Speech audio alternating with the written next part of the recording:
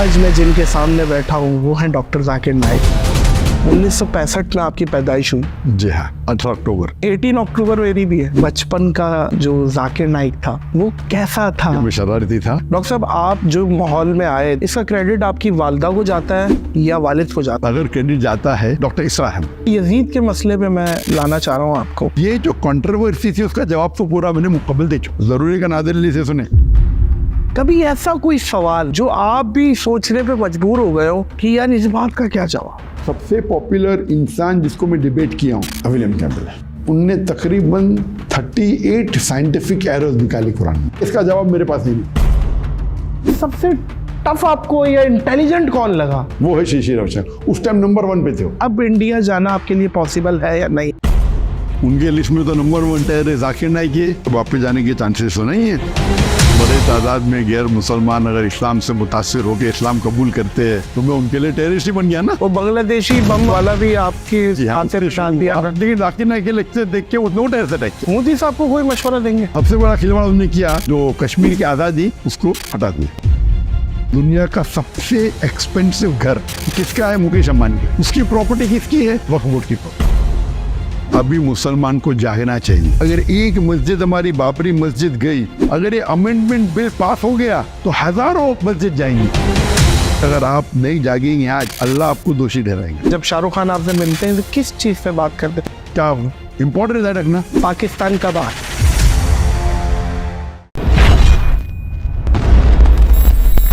अस्सलाम वालेकुम मोअज़्ज़िज़ ख़वातीन व हज़रात, मैं हूं नादिर अली। दीन की तबलीग करके किया पूरी दुनिया को लाइक। आज मैं जिनके सामने बैठा हूँ वो हैं डॉक्टर जाकिर नाइक। अस्सलामु अलैकुम व रहमतुल्लाहि व बरकातुहू। वालेकुम अस्सलाम व रहमतुल्लाहि व बरकातुहू। Dream comes true.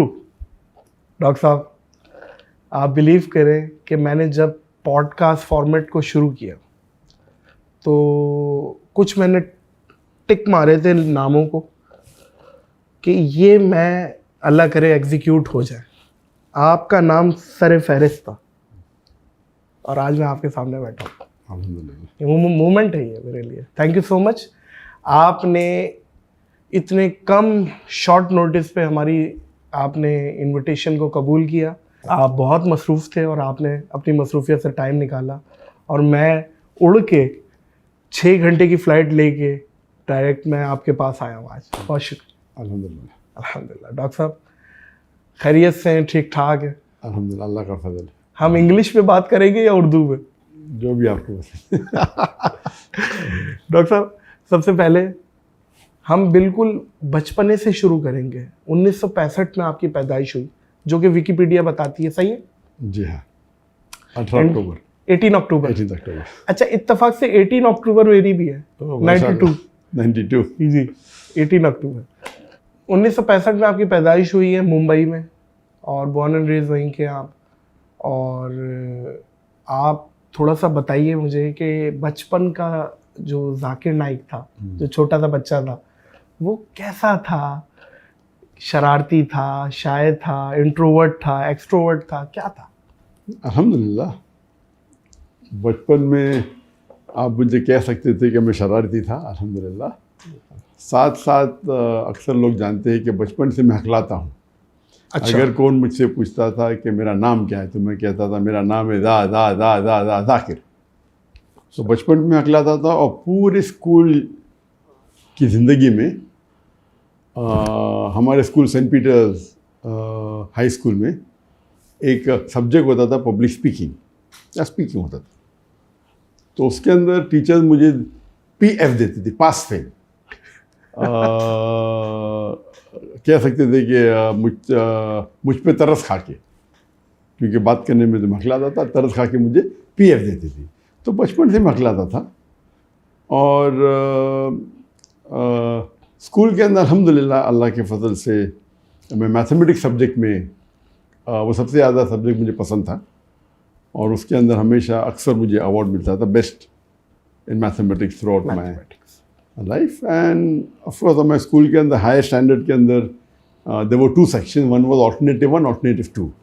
तो IGCSE जो हमारा बोर्ड कैम्ब्रिज बोर्ड था पहले, बाद में इंडिया में शिफ्ट हो गए, तो उसके अंदर 8th 9th 10th आखिरी 3 साल में ऑल्टरनेटिव 1, ऑल्टरनेट 2 होता था। ऑल्टरनेटिव 1 मतलब higher level of science and maths, and alternative 2 मतलब lower level of maths and science. So मैं ऑल्टरनेटिव 1 में था। और अल्हम्दुलिल्लाह हमारे स्कूल एक प्रोटेस्टेंट स्कूल थी, क्रिश्चियन स्कूल थी मुंबई में, लेकिन उसके अंदर 80% से ज़्यादा माशाल्लाह मुसलमान पढ़ते थे। सही। तो हमेशा बचपन में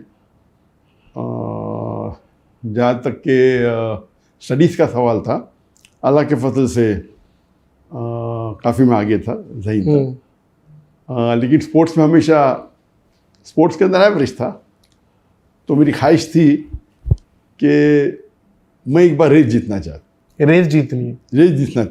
चाहता था स्कूल के अंदर। राइट। लेकिन अल्लाह की मर्जी थी, स्कूल लाइफ में कभी भी नहीं जीता। लेकिन जब कॉलेज लाइफ में मैं गया, हाँ।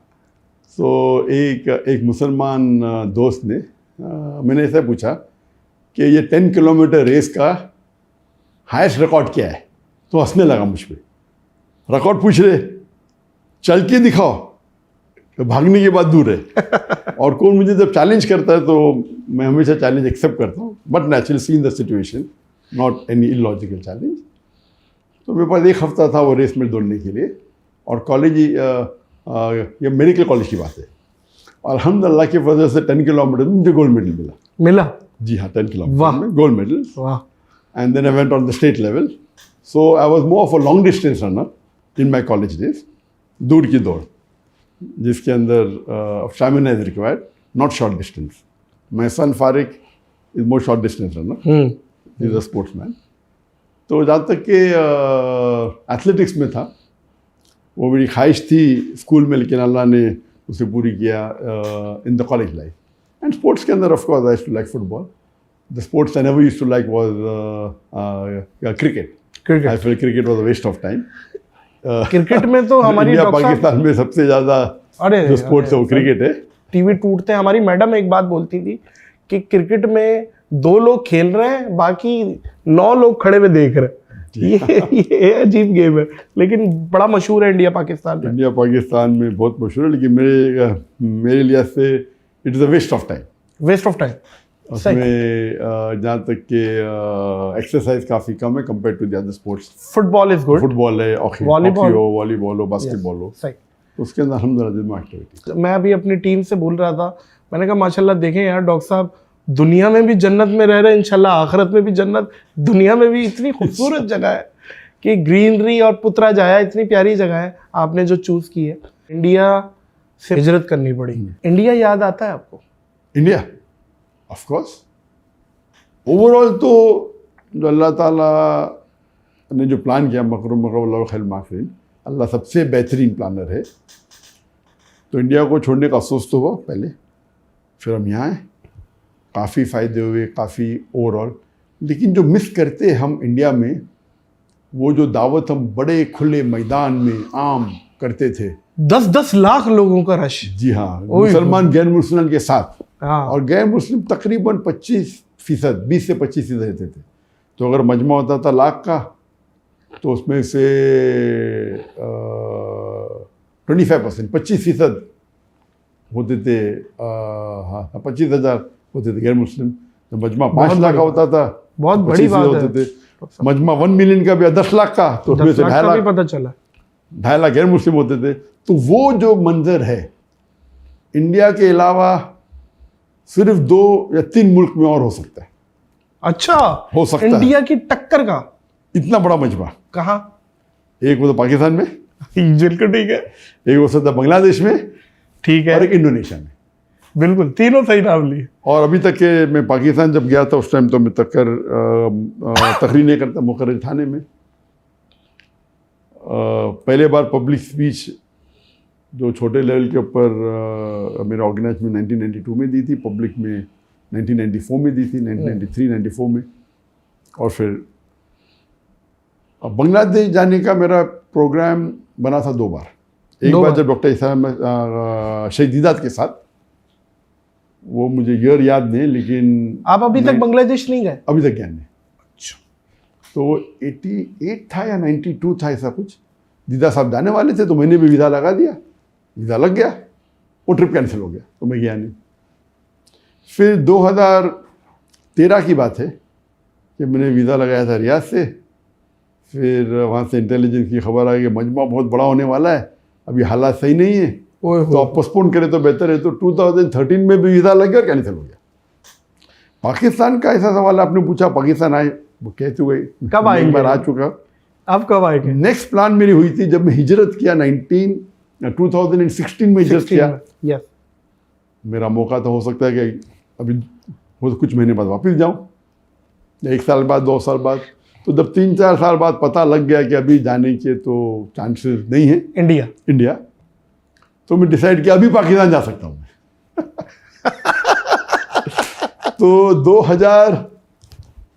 2020 के स्टार्टिंग में या 2019 के एंडिंग में जब डिसाइड किया कि अभी इंडिया जाने के चांसेस तो बहुत कम है, अभी पाकिस्तान जाने में कोई हर्ज नहीं, पाकिस्तान में तो वेलकम करेंगे, काफ़ी दावत है, काफ़ी लोग जानते हैं जितने। सर एक सवाल बनता है मेरा, जी हाँ, और ये इंडियन ऑडियंस जो संजीदा ऑडियंस है उनसे भी सवाल है कि एक ऐसा शख्स जो कि मैं समझता हूँ कि इस उम्मत में इस टाइम इंटरनेशनली कंपैरेटिवली रिलीजन्स को इतना अच्छा समझते हैं, जो शायद जिसकी मिसाल ना मिलती हो इंडिया में, मतलब मुझे ये समझ नहीं आ रहा कि क्यों नहीं आप जा सकते। आपका घर है, मतलब आप मक्का में हैं और आपको पता चल रहा है कि इंडिया में ये हो गया और आप मक्का से जाते ही नहीं अपने घर और आप मलेशिया शिफ्ट हो जाते हैं।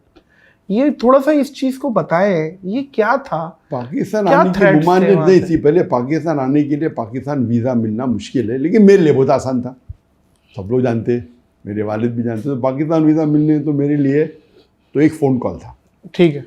तो मुमानियत तो थी नहीं, जाना चाहता तो जा सकता था और मैं 91 में गया था। लेकिन जो मैं दावती काम कर रहा था तो इस्लाम का उसूल है, शरिया का उसूल है, let a small loss take place to prevent a big loss. एक छोटे नुकसानात को उठा लो बड़ी नुकसान को बचाने के लिए।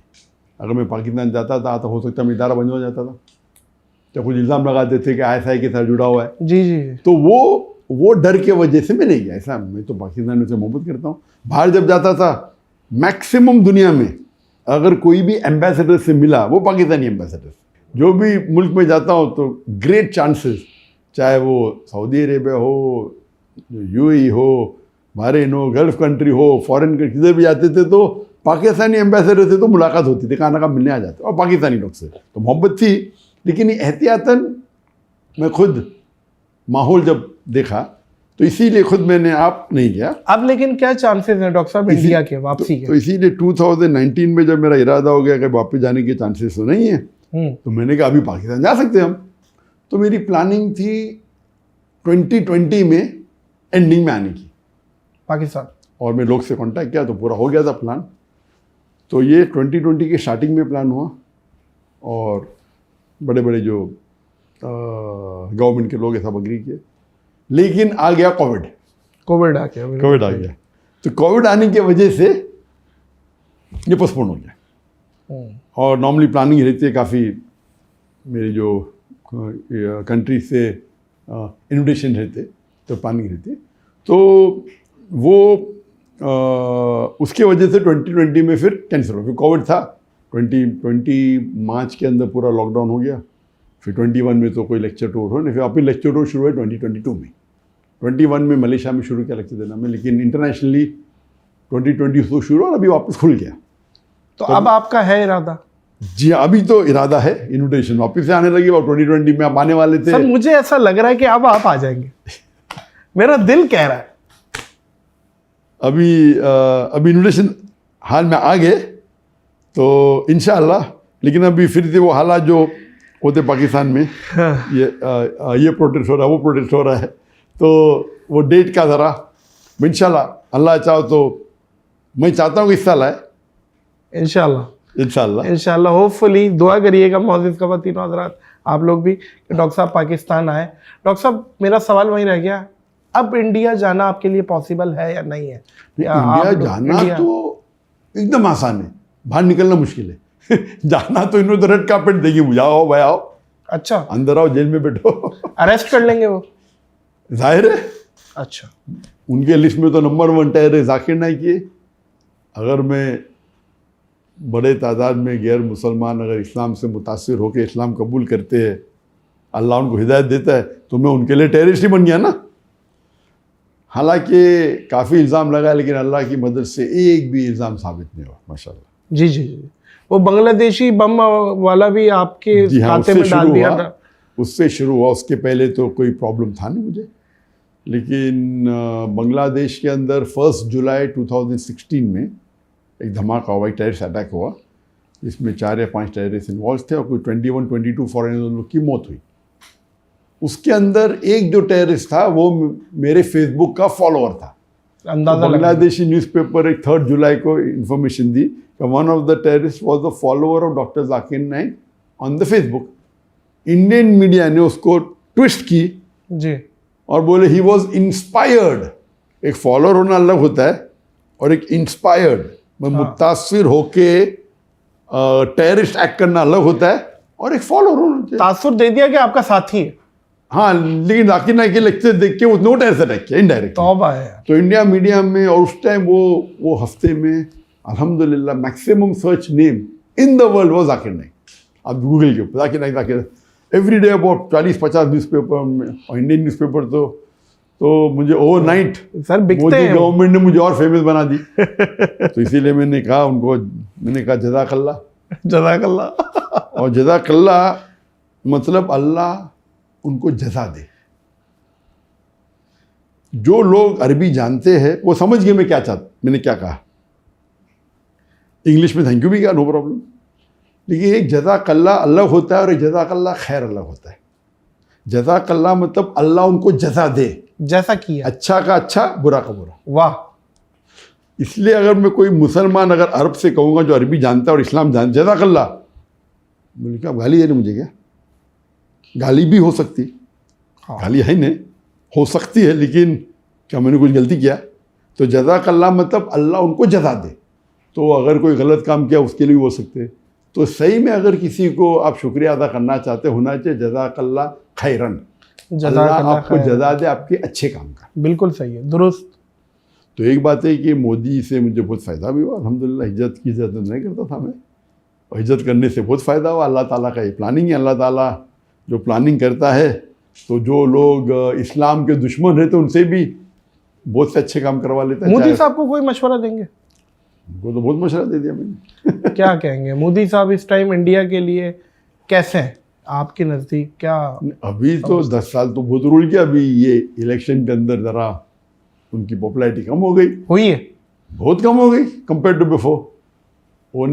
उन्होंने कहा था, उनकी पार्टी ने, और वो खुद कहा कि हम 400 पार करेंगे। 543 सीट से, 543, 543 सीट से उनको 400 से ज़्यादा मिलने वाले थे।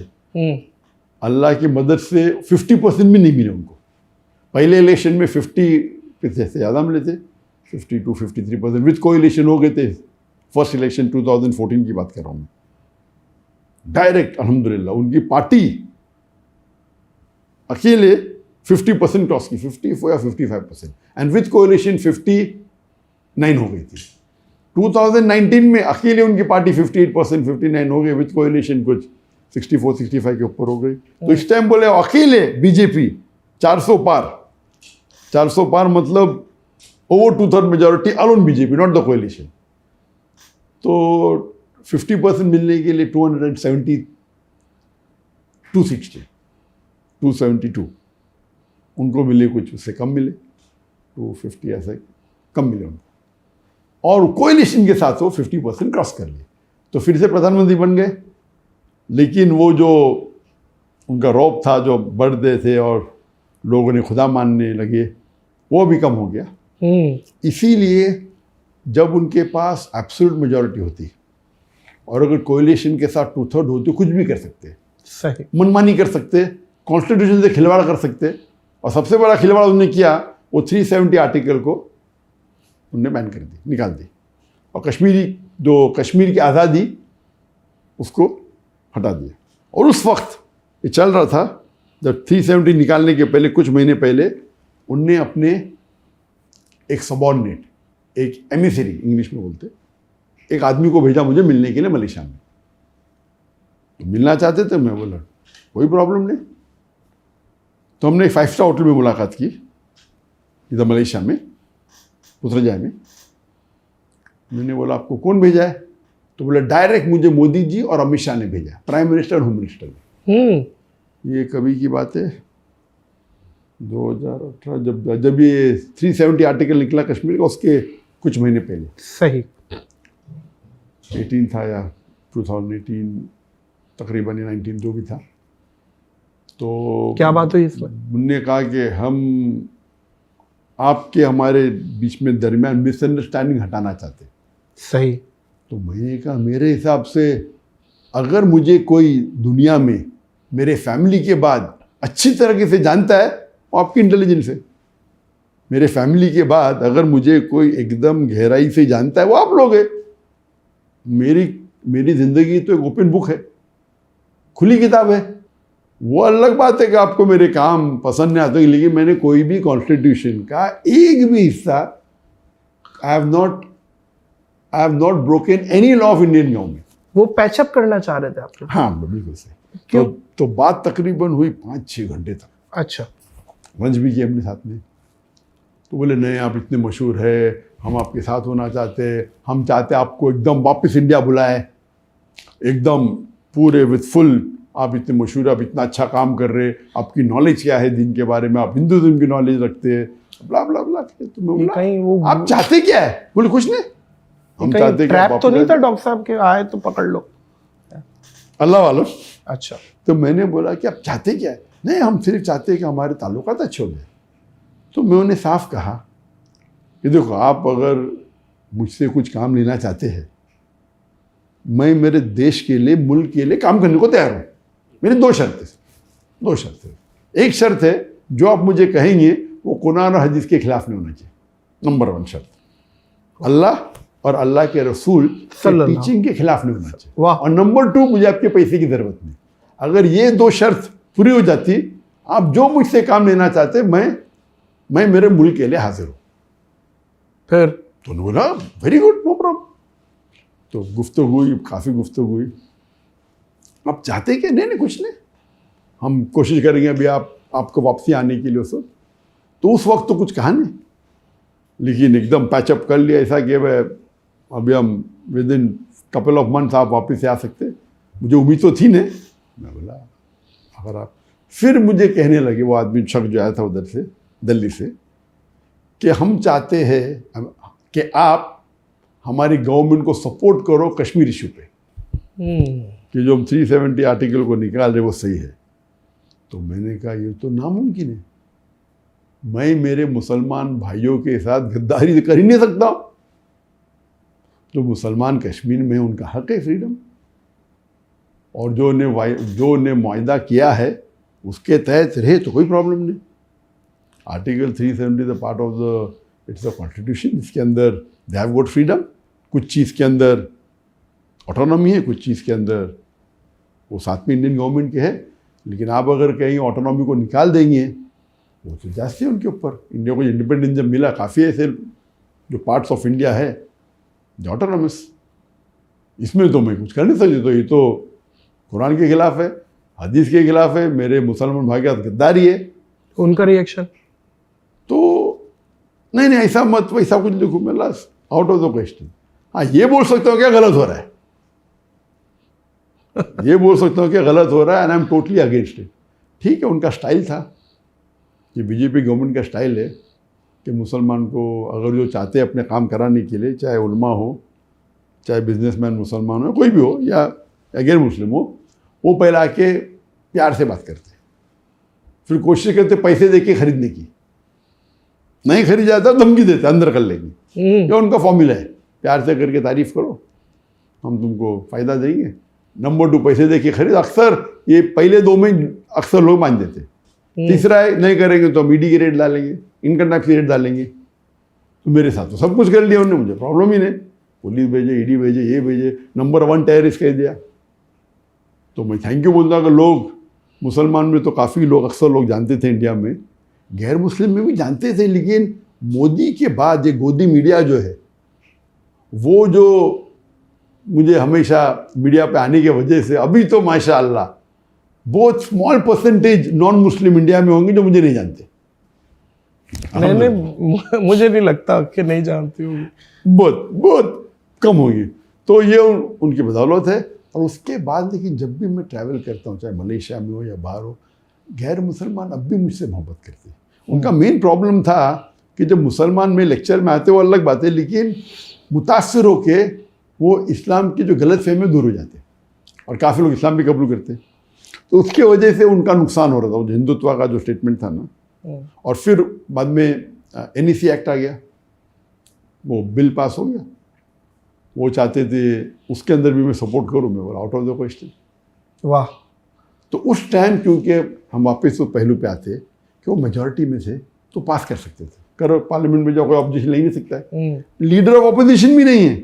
इंडियन पार्लियामेंट का रूल है, लीडर ऑफ ऑपोजिशन होने के लिए आपके पार्टी को कम से कम 10% सीट चाहिए।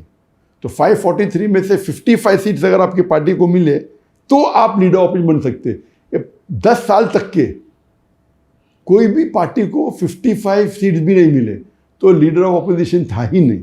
लेकिन ये इलेक्शन में अभी जो कुछ चंद महीने पहले 2024 में ख़त्म हुआ, अल्हम्दुलिल्लाह इसमें कांग्रेस को 99 सीट्स मिल गए और बाकी जो इंडिया का गठबंधन था उन्हें मेजॉरिटी तो नहीं मिला लेकिन क्लोज थे। तो now the opposition is strong.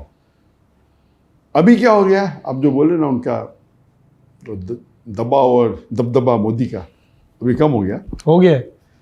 अभी ये दो मेजर जो पार्लियामेंट के साथ जो खिलवाड़ किया मुसलमानों के साथ, और जो पार्लियामेंट में जो कॉन्स्टिट्यूशन में चेंज करके जो अमेंडमेंट करके जो मुसलमान पे ज़बरदस्त बहुत सी चीज़ें किए, ये दो मेन थे।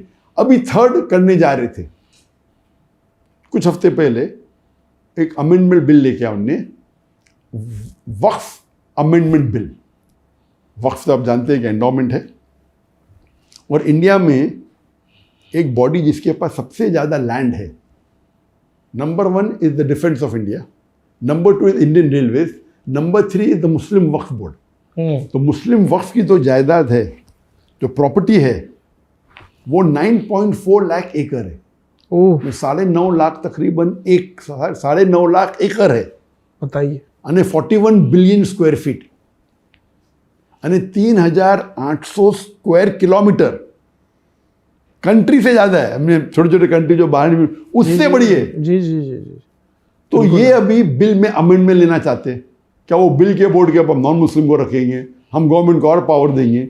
तो इंडियन कॉन्स्टिट्यूशन में, इंडियन कॉन्स्टिट्यूशन जब पार्टीशन हुआ तो उसको इंडिया को तो डेमोक्रेटिक कंट्री बनाए, लेकिन हमारे जो मुसलमान थे उनने जो मुस्लिम पर्सनल लॉ बोर्ड कायम किया, ये एक फिनोमिनल है।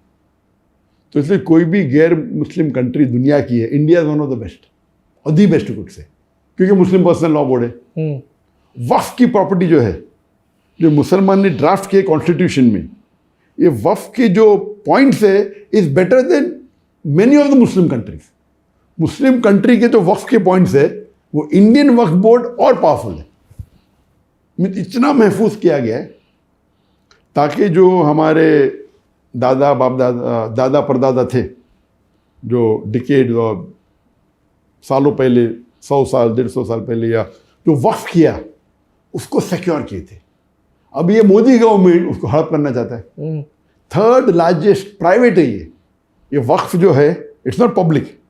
और बाकी तो गवर्नमेंट की है ना, डिफेंस एंड रेलवे, ये तो प्राइवेट है मुसलमान की, यानी अल्लाह के लिए वक्फ किया गया है। It should benefit only the Muslims. तो उसके अंदर वो अमेंडमेंट लेना चाहते हैं, अपने पास रखना। ठीक है, थोड़े मुसलमानों ने गलती की, मुसलमान जो मुतवल्ली है अब पैसा खाए और फ़ायदा लिए, तो फ़ायदा लेने से वक्फ बोर्ड का नुकसान हो रहा है। तो उस आड़ में उसको एक्सक्यूज बना के बोलते हम अमेंडमेंट करना चाहते हैं। अमेंड करे तो ये पूरा हड़प कर सकते, आप समझे ना। तो कुछ मुसलमान गलत है, जो मुतवल्ली है अपने फ़ायदे के लिए रिश्वत लेते, कम भाव के ऊपर ज़मीन दे देते ऑन रेंट, और कई बार गवर्नमेंट चीप रेंट पे ले देती।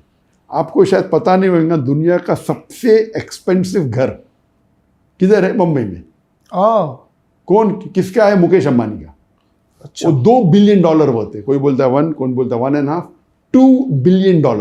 मुकेश अंबानी का, मुकेश अंबानी का बताइए। दुनिया में सबसे एक्सपेंसिव हाउस, जो 27 माले की बिल्डिंग है एंटेलर, उसके ऊपर 3 हेलीपैड है, दुनिया का सबसे एक्सपेंसिव हाउस, उसकी प्रॉपर्टी किसकी है? वक्फ बोर्ड की प्रॉपर्टी। अच्छा, ये मुस्लिम वक्फ थी, लेकिन वक्फ की। कोई मुसलमान ने गड़बड़ किया है, रिश्वत है क्या, मुझे पता नहीं डिटेल्स उसके ऊपर कोर्ट केस हुआ था। कोर्ट केस होने की वजह से महीनों तक या कई साल तक वो अपने घर में एंटर भी नहीं कर सके, लेकिन अभी वो क्लियर हो गया। अच्छा, आई मस्ट से कि शायद ये जो हिंदू हमारे भाई देख रहे होंगे वो शायद डिसएग्री करें इस बात से, ऐसा नहीं है। और नहीं, काफी फेमस ये केस हो गया था। हाँ, वो अलग बात है कि उसके अंदर मुसलमान की गलती तो होगी, उनने कैसा उनको दिया? वक्फ प्रॉपर्टी तो बेच नहीं सकते, वक्फ है ना। हाँ, वक्फ प्रॉपर्टी आप रेंट कर सकते, ये कर सकते। तो इसीलिए मैं कहता हूँ कि कुछ मुसलमान अपने फ़ायदे के लिए कुछ ना कुछ गलत कर देंगे, तो उसको इम्प्रूव करने के लिए आप लॉ में तब्दीली ला सकते। इतनी तब्दीली मत लाओ कि आप पूरा हड़प कर सके। तो उनमें बोला अच्छा हम वापिस से चेक करेंगे वक्फ प्रॉपर्टी है कहने, हम गैर मुस्लिम को बनाएंगे उसके कमेटी में। गैर मुस्लिम कैसे कमेटी में आ सकता है? फिर कहने लगा कुछ प्रॉब्लम हुआ तो डीएम में वो डिस्ट्रिक्ट मजिस्ट्रेट कर सकता है। वो डिस्ट्रिक्ट मजिस्ट्रेट तो वो तो पूरा पॉलिटिकल अपॉइंटेड है। उसका मतलब ये अगर अमेंडमेंट बिल आ गया तो गवर्नमेंट चाहे तो आराम से प्रॉपर्टी हड़प कर सकती। सही है। तो ये मैंने चंद रोज पहले कहा। मेरा जो लास्ट सैटरडे हुआ था, हाँ, अभी क्या है, थर्सडे, तो 4 या 5 दिन पहले मैंने मेरे लाइव Q&A में कहा आज डॉक्टर जाकिर में। तो अभी इंडिया मीडिया में ऑफिस से आ गया, डॉक्टर जाकिर नायक भड़कीले बयान दे रहा है, मुसलमान को भड़का रहा है इंडियन गवर्नमेंट के खिलाफ। शुरू हो गया। नहीं, वो डॉक्टर साहब जवाब नहीं मिला मुझे कि जब आपने उनको जवाब दे दिया जो इंडियन ऑफिशियल्स आए थे, तो उनका क्या रिएक्शन था? वो फिर उठ के चले गए? नहीं, उस टाइम तो बाद में मेरे कांटेक्ट में थे ना। उधर गए तो एकदम अच्छे से गए, अभी आप अभी ग्रीन सिग्नल दे दे, आप वापस से इंडिया आ सकते। हाँ, मुझे तो उम्मीद थी नहीं, लेकिन मैं मेरे मुल्क के लिए जो भी जायज़ है, India is a great country. Yes, Modi ने अगर कुछ प्रॉब्लम किया तो उनसे इख्तलाफ हो सकता है, जगह से नहीं है। India in terms of amongst the non-Muslim countries in the world, one of the best अच्छा, non-Muslim countries। वो सब मुस्लिम कंट्री से भी अच्छा है, सही। अल्हम्दुलिल्लाह। वो एक अलग सब्जेक्ट है। अब इंडिया आप नहीं जाएंगे? नहीं, अल्लाह चाहा तो क्यों नहीं। अगर अभी मोदी नहीं रिया और जो नेक्स्ट गवर्नमेंट अगर जस्ट रहेंगी तो जरूर जाऊंगा मैं। क्योंकि अभी तक के I have not been convicted. जब इंडियन गवर्नमेंट ने फाइल की मेरे खिलाफ कोर्ट के अंदर, मेरी पूरी प्रॉपर्टी को जब्त कर लिया, तो हमने उनको कोर्ट के अंदर उसके अगेंस्ट पिटीशन फाइल की। तो उसका जज जो था, द चीफ जज ऑफ द ईडी कोर्ट, उसका नाम था मनमोहन सिंह, वो सिख था। तो उनने जब इल्ज़ाम लगाया था कि टेररिस्ट है, टेररिस्ट बयान देता है, लोग को बोलता है, भड़काले बयान देता है और टेररिज्म फैलाता है, तो वो जज ने कहा कि आपको शायद पता नहीं, मैंने सैकड़ों जाकिर नाइक के लेक्चर देख चुका हूँ। आप मुझे एक लेक्चर बताओ उनका, डॉक्टर जाकिर नाइक का, इन कॉन्टेक्स्ट उनने टेररिज्म को प्रमोट किया है, और मैं उनके पूरे प्रॉपर्टी के ऊपर जब्त लगाने का ऑर्डर दे दूंगा। सही। सिर्फ एक, हाँ, नहीं, लॉयर चुप हो गया। तो उनने कहा कि आपने डॉक्टर जाकिर नाइक के बयान देखे? तो लॉयर बोला नहीं देखा मैंने। तो आपने जब सुने ने उन पे इल्ज़ाम लगा रहे, कम से कम सुनो तो सही। तो हिस्टोरिकल जजमेंट था, तो उसके ऊपर स्टे आ गया। बस स्टे आने की वजह से हम उनको बेच नहीं सकते, प्रॉपर्टी को रेंट नहीं कर सकते। लेकिन उसके बाद आपको पता है, अगर कोई जज, उस टाइम मोदी का काफ़ी पावर, अभी भी है, जुडिशरी है, नहीं जरा ज़्यादा, तो जुडिशरी भी डरने लगी। आपने बयान उनके, अगर आपने फैसला उनके हिसाब से नहीं किया, आपको ट्रांसफर कर लेते उनके हाथ में। तो इंटरफेरेंस बहुत, ये अभी कम हो गया। तो ये जो आप बोल रहे मोदी का जो पावर है अभी, ये अमेंडमेंट बिल क्या हो गया, जब उनने टेबल किया, ऑपोजिशन ने ऑब्जेक्शन लिया, तो parliament had to put it to a judiciary parliament. आप समझे ना। और बोले जिसको ऑब्जेक्शन है 13 सितंबर इज डेडलाइन, 13 सितंबर तक जो मुसलमान को बिल पे ऑब्जेक्शन करो, तो ये जुडिशरी पैनल हो गया। तो मैंने मेरे बयान में क्या और एक पोस्ट किया, क्या अभी मुसलमान को जागना चाहिए। अगर एक मस्जिद हमारी बाबरी मस्जिद गई तो इतना हल्ला गुल्ला हुआ, ठीक है, हाथ से निकल गई। अगर ये अमेंडमेंट बिल पास हो गया तो हज़ारों मस्जिद जाएंगी, क्योंकि ये वक्फ प्रॉपर्टी, जैसा मैंने कहा, 3,800 स्क्वायर किलोमीटर से ज़्यादा है। इट इज़ 9.5 लाख तकरीबन एकड़ लैंड है। इसके अंदर हज़ारों मस्जिद है, लाखों होंगी, हज़ारों कब्रिस्तान है, मदरसा है, प्रॉपर्टीज़ है, आराम से हाथ से जा सकती है, हम कुछ नहीं कर सकते। तो मैंने कहा मुसलमानों से, अगर आप नहीं जागेंगे आज, अल्लाह आपको दोषी ठहराएगा, आपको और हमको। बेशक बेशक, ये हमारा फ़र्ज़ है। अगर हमारे बाप दादा ने परदादा ने वक्फ किया है तो हमारे बेहतरी के लिए, और हम सो रहे हैं, हम इसके रिस्पॉन्सिबल है। तो मैंने कहा आप जाके ऑब्जेक्शन रेज करो। और अगर 2.5% मुसलमान भी, हमारी आबाद 210 मिलियन है, 210 मिलियन है, 21 crore according to PW report and Indian report, अगर 2.5% भी, अगर 50 लाख भी ऑब्जेक्शन किए, 2.5% सिर्फ, तो ये बिल रुक जाएगा। तो क्योंकि मैं मुसलमानों को कह रहा था ऑब्जेक्शन लो, तो ये गोदी मीडिया को अब देखेंगे, अभी शुरू हो गया। मैं कल परसों देख रहा था, oh doctor Zakir Naik is inciting hate. What inciting hate? मैं हक मान रहे हमारा।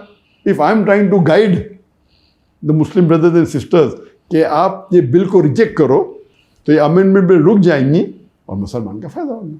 डॉक्टर साहब, आप जो माहौल में आए, दीनी माहौल में, इसका क्रेडिट आपकी वालदा को जाता है या वालिद को जाता है, किसको जाता है? वहाँ से वो लोग भी माहौल में थे या आप निकले हैं घर से और आपने एक लेगेसी कंटिन्यू की है? ये क्या हुआ बताइए। जहाँ तक कि घर का माहौल था, अल्हम्दुलिल्लाह घर का माहौल काफ़ी इस्लामिक था, लेकिन वालिदैन ने कभी भी हमें फोर्स नहीं किया, कभी भी फोर्स नहीं किया कि नमाज़ पढ़ो। कहते थे, लेकिन कभी ज़बरदस्ती नहीं की। ठीक है। तो हम जब मैं स्कूल में था, तो बचपन से याद है मुझे कि मैं नर्सरी के अंदर या जूनियर KG में रोज़ा रखा है, लेकिन पूरा महीना मैंने पूरा किया सेकेंड स्टैंडर्ड में, एट द एज ऑफ 7। तो 7 साल की उम्र में सबसे पहली बार मैंने पूरा रमज़ान रोज़ा रखा। उसके पहले एट द एज ऑफ 4 या 5 मैंने 5-10 साल से रखा होगा। और जहाँ तक कि नमाज़ पढ़ने का सवाल है, तो मैं मेरे वालिदैन को देखता था तो मैं नमाज़ पढ़ता था, कभी दिन में 2 बार, कभी दिन में 3 बार, कभी दिन में 4 बार, लेकिन कभी वालिदैन ने ज़बरदस्ती नहीं करी, लेकिन लोग पढ़ते तो मैं भी पढ़ता था। स्टैंडर्ड 7 या 8 के अंदर है, जब मेरे वालिदैन की एक सहेली थी जिसने मुझे कहा कि बेटा आप जब नमाज़ पढ़ते तो 5 टाइम पढ़ते? कभी कभी पढ़ता हूँ, कभी 3 बार, कभी 4 बार, कभी 5 बार। तो उन्होंने कहा कि आप जब नमाज़ पढ़ेंगे, तो अगर आपने नमाज़ पढ़ी असर की, तो अल्लाह से दुआ करो कि आपकी मगरिब मिस ना हो। जब मगरिब की नमाज़ पढ़ेंगे तो नमाज के बाद दुआ करो कि ईशा मिस ना हो। ईशा की जब नमाज़ पढ़ेंगे दुआ करो कि फजर मिस ना हो, और फजर के बाद दुआ करो कि जोहर मिस ना हो, जोहर के बाद असर मिस ना हो। ये 40 दिन तक की, अगर उसके बाद आपको अगर जितने बार पढ़ने का पढ़ो। तो मैंने कहा अच्छा इंशाल्लाह 40 दिन तो पूरे करूँगा मैं, 40 दिन करने में क्या है। वाह। तो उस टाइम से अल्हम्दुलिल्लाह कहते हैं 40 दिन अगर आप नमाज को नहीं छोड़ोगे ना, तो फिर 40 दिन के बाद नमाज आपको नहीं छोड़ेगी, नमाज पकड़ लेगी आपको। तो ये एक आदत होती है, बन जाती है। तो 7वीं में था मैं तकरीबन अप्रॉक्सीमेटली, उस टाइम से माशाल्लाह 5 टाइम की नमाज। तो जहाँ तक कि घर का माहौल इस्लामिक था, लेकिन इट वाज ओपन। लाइक अब्बा अम्मी ने हमको फ्रीडम दिया था, जो आपको सही लगे कहो, वो गाइड करते थे। लेकिन एक एवरेज मुस्लिम जो करता है 5 टाइम नमाज माशाल्लाह पढ़ते थे from the age of 7, standard 7 से एज ऑफ 13 से रोज़ा रखते थे माशाल्लाह, हज भी किया था। तो माहौल वैसा जो एवरेज मुस्लिम अच्छा, लेकिन दावती मिजाज नहीं था मेरी ज़िंदगी में। मैं 1987 में जब मैं मेडिकल कॉलेज में 2nd ईयर में था, तो उस वक्त मैंने शेख अहमद ईदा से मुलाकात की। वाह। तो मेरे वालिद का शौक़ था माशाल्लाह, वो कई उलमा से हमेशा रब्ता में रहते थे, और उनका मिजाज था कि ओपन माइंडेड थे, चाहे जमात इस्लामी हो, चाहे देवबंदी हो, चाहे बरेली हो, चाहे अहले हदीस हो, चाहे सलफ़ी हो। वाह। मुख्तलिफ इख्तलाफे राय रखते थे, लेकिन एक तरीके से, मतलब सारे भाई ने। वो माशाल्लाह मेरे वालिद का ज़रा अलग ही मिजाज था। ठीक है, आपको सही लगता है करो, मुझे सही लगता है। तो वो कभी बहस में नहीं पढ़ते थे, और वो अल्हम्दुलिल्लाह कि भाई हाँ मैं 5 टाइम नमाज़ पढ़ो, ये करो सही। तो अहमद ईदा साहब आए थे बम्बई में 1987 में। सही। तो उन्होंने मुझे कहा कि मिलने आते। उस टाइम मैंने एक आध कैसेट देखा था, मतलब क्या मिलने का। लेकिन वालिद ने कहा, इसलिए मैंने गया मिलने के लिए। और जब मिलने गया मेरे भाई के साथ, तो मेरे भाई ने कहा कि आपका लेक्चर रखते कल। तो उन्होंने बोले अभी रात का टाइम है, कल रात को मैं जा रहा हूँ, हार्डली 20 घंटा कैसा रखेंगे आप? अच्छा ठीक है। तो हमने पहले बार ऑर्गेनाइज़ किया शेख अहमद दीदात का lecture without any media publicity, क्योंकि रात को तकरीबन 11-12 बजे उन्हें हाँका और नेक्स्ट डे 7 बजे शाम को प्रोग्राम था, तो प्रेस में देने का टाइम नहीं था। तो वालिद ने फ़ोन करके माशाल्लाह अपने कॉन्टैक्ट के लोग को बुलाया। तो वो प्रोग्राम पहला प्रोग्राम था शेख अहमद दीदात। उसके बाद वो लाइव प्रोग्राम देखने के बाद मैं अहमद दीदात का फ़ैन बन गया। उसके पहले मैं फ़ैन नहीं था। सही। और अहमद दीदात को मिलने के बाद फिर हमने उनको वापस से बुलाया तकरीबन 7-8 महीने बाद, और वो 18 दिन के लिए आए थे इंडिया में। और उनके काफ़ी प्रोग्राम हमने रखे बॉम्बे में, और वो जब ऑर्गेनाइज़ किए तो उन्होंने पूरा सेट दिया था मुझे, लेकिन वो आने के पहले मैंने काफ़ी कैसेट उन्हें देख चुका था। उसके बाद मैं उनका फ़ैन बन गया और मैं उनको इमिटेट करने लगा। और मेडिकल कॉलेज में जब मैं दावत करता था तो मेरे मुसलमान दोस्त काफ़ी कम होते, हार्डली मे बी 4% होते थे मुसलमान इन द मेडिकल कॉलेज। तो भाग जाते थे, बोलते कि जाकिर के साथ तो पिटवा देंगे हमें। तो मैं हमेशा कहता था कि, और वो कहते थे कि आप अगर दावत करेंगे अपने प्रोफेसर से वो आपको फेल करेंगे। तो मैं कहता था अगर मेरे प्रोफेसर मुझे फेल करेंगे तो मुझे और 1 साल मौका मिलेगा उनसे दावत करने का। तो मेन जो अगर क्रेडिट जाता है जो रुख को बदलने का मेरे दावती मैदान में, दीनी तो अल्हम्दुलिल्लाह मेरे वालिदैन थे, लेकिन मुझ पर ज़बरदस्ती नहीं किया। दीदार साहब को मिलने के बाद दीदार साहब ने मुझे डॉक्टर ऑफ बॉडी से डॉक्टर ऑफ सोल कर दिया, तब्दील कर दिया। वाह, doctor of soul, body to doctor of soul. क्या बात है भाई। वाह, जिस्म का तबीब था, डॉक्टर था, अब रूह के, उसके बाद रूह का तबीब बन गया। और जो मज़ा मिलती थी अगर कोई पेशेंट को क्योर करने में, अल्हम्दुलिल्लाह। और मैं समझता था कि medical profession is the best profession in the world, इसीलिए मैंने चुना कि मैं डॉक्टर बनूँ। मेरे वालिद भी डॉक्टर थे, मेरे भाई भी डॉक्टर थे, उन्हें जबरदस्ती नहीं की, लेकिन मैं समझता था कि एक मेडिकल डॉक्टर, एक तबीब सबसे बेहतरीन प्रोफेशन है। जब दीदार साहब के बाद मिलने के बाद मुझे पता लगा कि अल्लाह ताला कहते हैं कुरान में सूरह फुसिलत में सूरह नंबर 41 आयत नंबर 33 में, वमन अहसनु क़ौलन मिम्मन दुआ इलल्लाहि व अमिला सालिहान व क़ाला इन्ननी मिनल मुस्लिमीन। Who is better in speech than one who invites to the way of the Lord, works righteousness and says I am a Muslim? कौन बेहतर है स्पीच में? वो शख्स जो अल्लाह की तरफ बुलाता है, वो इन्वाइट एंड और वो कहता है कि मैं मुस्लिम हूँ। तो सबसे बेहतरीन प्रोफेशन जो अल्लाह ताला के नज़दीक, जो कुरान मजीद में कहा गया है, वो एक दाई का, लोग को इस्लाम की तरफ बुलाना। और दाई, मोअज़्ज़िज़ ख़वातीन व हज़रात, डॉक्टर साहब दाई, डॉक्टर साहब की वाइफ दाई, डॉक्टर साहब के बेटे दाई, डॉक्टर साहब की बेटियां दाई, और मतलब एक पूरा ख़ानदान आपका माशाल्लाह दाई सिस्टम पे है और लेगेसी कंटिन्यू हुई भी है। सर अल्लाह आपको इस्तकामत दे इस चीज़ पे। तो माशाल्लाह आपने बहुत काम किया है दीन के हवाले से, अल्लाह ने बहुत काम मज़ीद लेना है। आपको अंदाज़ा भी है कि पाकिस्तान में आपको कितना प्यार किया जाता है? अल्हम्दुलिल्लाह। आपको डॉक्टर साहब अंदाज़ा है? आप यकीन करें, मैं एयरपोर्ट पे आया, कहाँ जा रहे हैं नाज़िर भाई? मैं डॉक्टर साहब के पास जा रहा हूँ पॉडकास्ट। डॉक्टर जाकिर, अच्छा यार मेरा सलाम देना, मेरा ये सवाल करना, मुझसे ये, एवरीवन इज मतलब एक्साइटेड। किसी भी फिरके से आपके लिए एक्साइटेड था कि डॉक्टर साहब के लिए भाई वाह वाह, इंसानी कंप्यूटर मतलब डॉक्टर साहब है भाई, फला फला ये यहाँ से ये। कंपैरेटिवली रिलीजन को जो स्टडी किया है वो आप, अल्लाह ने आपसे बहुत काम लिया है उस चीज़ पे। पाकिस्तान कब आ रहा है?